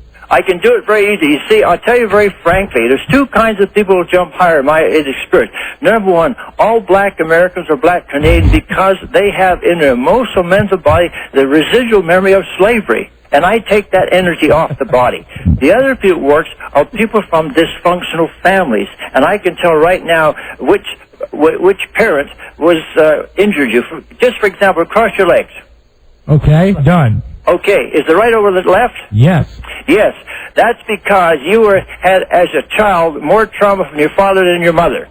I see. What if I cross them the other way? Then more trauma from your mother. What if I can't cross my legs? Everybody can cross their legs. Very good point. So what would you do to Michael Jordan if you could? Well, first of all, Dr. Jump. We do it before and after. I have him jump as high as he can and mark it with a witness. Have someone there with me, mark it on the wall. He jumped 8 or 9 feet, of course, because they call him Mr. Air. Then 8 or 9 feet in the air? Well, they call him Air Jordan because he's like that famous Rudolph Nureyev. He can jump like crazy already. Could you massage Nureyev as well? Well, what I do, after I've shown how high I can jump without my work, I lay him on a massage table or on the ground if necessary, and I start working mainly on the legs. But first of all... Upper legs? Pardon? Upper legs? From the thighs down. But first of all, I always start with left, which is the female side of the body. Right. I have him lift his leg as high as he can without discomfort. Then do on the right side, and whichever leg is heavier. You got to ask him about massaging the slavery out, because it just sounds like he's just doing a regular massage. Okay, Asa, all black Americans will come out because what's that? Asa? Yes. Yes, and this is how you get the slavery out? Yes. Well, no, it's the memory in the emotional mental body, and it's released through the physical body. I see. And when the slavery comes out, does it make a noise or anything? No, although I do all kinds of healing. I see. For instance, you know the very well-known talk show host Oprah Winfrey? Yes. Well, she was raped, and she admits that publicly. That's why she gets fat, because women who've been abused by men, they get fat, so men won't bother them. They're unattractive. Do you think how does she cross her legs? I didn't talk to her yet. She hasn't replied to me yet. It's shocker. It's important that she does get... Could you... She'd have right over. Yeah. Because of abuse by men in her family. She admits that on her show. Could you massage anything out of her? I haven't had the opportunity yet. But could you? Well, certainly I could. What would you like to massage out of Oprah Winfrey? The same problem. I see. The emotional many idea of slavery. Of course, with her, it's not important. I'm talking about athletes like Jerry Rice. He's 37. Yes. And now he scored 2 touchdowns. He has the same thing. I could do it for him, too. And of course, you see, my idea is to give the money to a great cause like the Dalai Lama and that sort of thing, because I have my own money. Yeah. Have you massaged slavery out of anyone lately, or at all, ever? Yes, I have. Who's the last person? First name only. There's a man in Marin County whose name I've forgotten. He only jumped 4 inches, but everyone's different. He could only jump 4 inches in the air. Yes. How old is he? He's about 35. Wow. Now, do you think someone who's 35, they'd be born in 1965, they really are feeling the effects of slavery? You had to massage listen. You listen. We have what's called DNA, and I know we did. Hello? Yeah? Yep. It's in the racial memory. What? It's in the racial memory. I see. Now, even Canadians, they come out of the slave trade. Underground Railway. Have you ever massaged a Canadian like Gordon Lightfoot? I don't know who he is. Okay, Anne Murray, Burton Cummings, Brian Adams. No, I haven't. Brian Adams. People. Also, it would work with Indians who've been glued and tattooed by American Canadians, historically. Exactly. What does he massage out of American Indians? What do you massage out of I had a black lady friend for 6 years, and then... You dog you. What's that? You dog you. Did you massage her? Yes. I bet you did. She was Vietnam generation, and I'm World War II, and she's 25 years my junior, but boy, does she try worse than her. Yeah, I bet. They don't call me Dr. Feelgood for nothing. That's right. All right. Now, give me your telephone number, your fax. I want to send you some material on peace. I want you to try it. Come as a black American. And any issue in your life. That you really think that he's taking the slavery out of you. As a black American, Asa, darling, as a black American, I feel you've taken the slavery out of me. That's amazing. Ask me if he knows Asa Buchanan. I'm a very good man. Do you know Asa Buchanan? What? Do you know Asa Buchanan? I've heard the name. Was he on television? Yes. Let's go to the announcer. This has been Everything Right with America with Rob Spiewak and his non-feeling legs. Rob Spiewak. Join Rob tomorrow with Everything Wrong with Right with America. Give me your fax number. We'll see you next time. Give me your fax number. We'll see you next time. God's blood, I want your fax number. We'll see you next time. He's a nice fella. That is a phone number we can call again sometime. Yeah, he's a good one. That's a break glass phone number right there. He works with dolphins. Yes, he does. In case of emergency. Sure. He massages the flipper out of it. Sorry, we're out of time. Oh, no. Yeah, that winds up another episode of the Best of Don and Mike. I hope you got something out of it, as I did. Stay tuned. We've got another episode of the Best of Don and Mike for you tomorrow. A fantastic one I know you'll like. Tomorrow, an in-studio visit with all of the Van Pattens. If you're a Dick Van Patten fan like I am, you'll love it because he stopped by with like all of his 90 kids. A lot of fun. Also, tomorrow we will get to the bottom of a scandal some years back when we proved that Don Geronimo is not dead. Also, Buzz Burbank celebrates Black History Month. It's a big show tomorrow. You don't want to miss it. Of course, I'll be here and you'll be here and we'll all be there. So stay tuned. The Best of Don and Mike tomorrow, all along the Westwood One system. Adios. Au revoir. Auf Wiedersehen. And, of course, stay tuned for the Ron and Fez program, heard on most of these CBS stations. See you tomorrow. Till we meet again, this is Sammy Davis Jr. saying, be kind, be nice, and I hope the next performer has the pleasure of having as nice an audience as you've been tonight. And let me leave you swinging.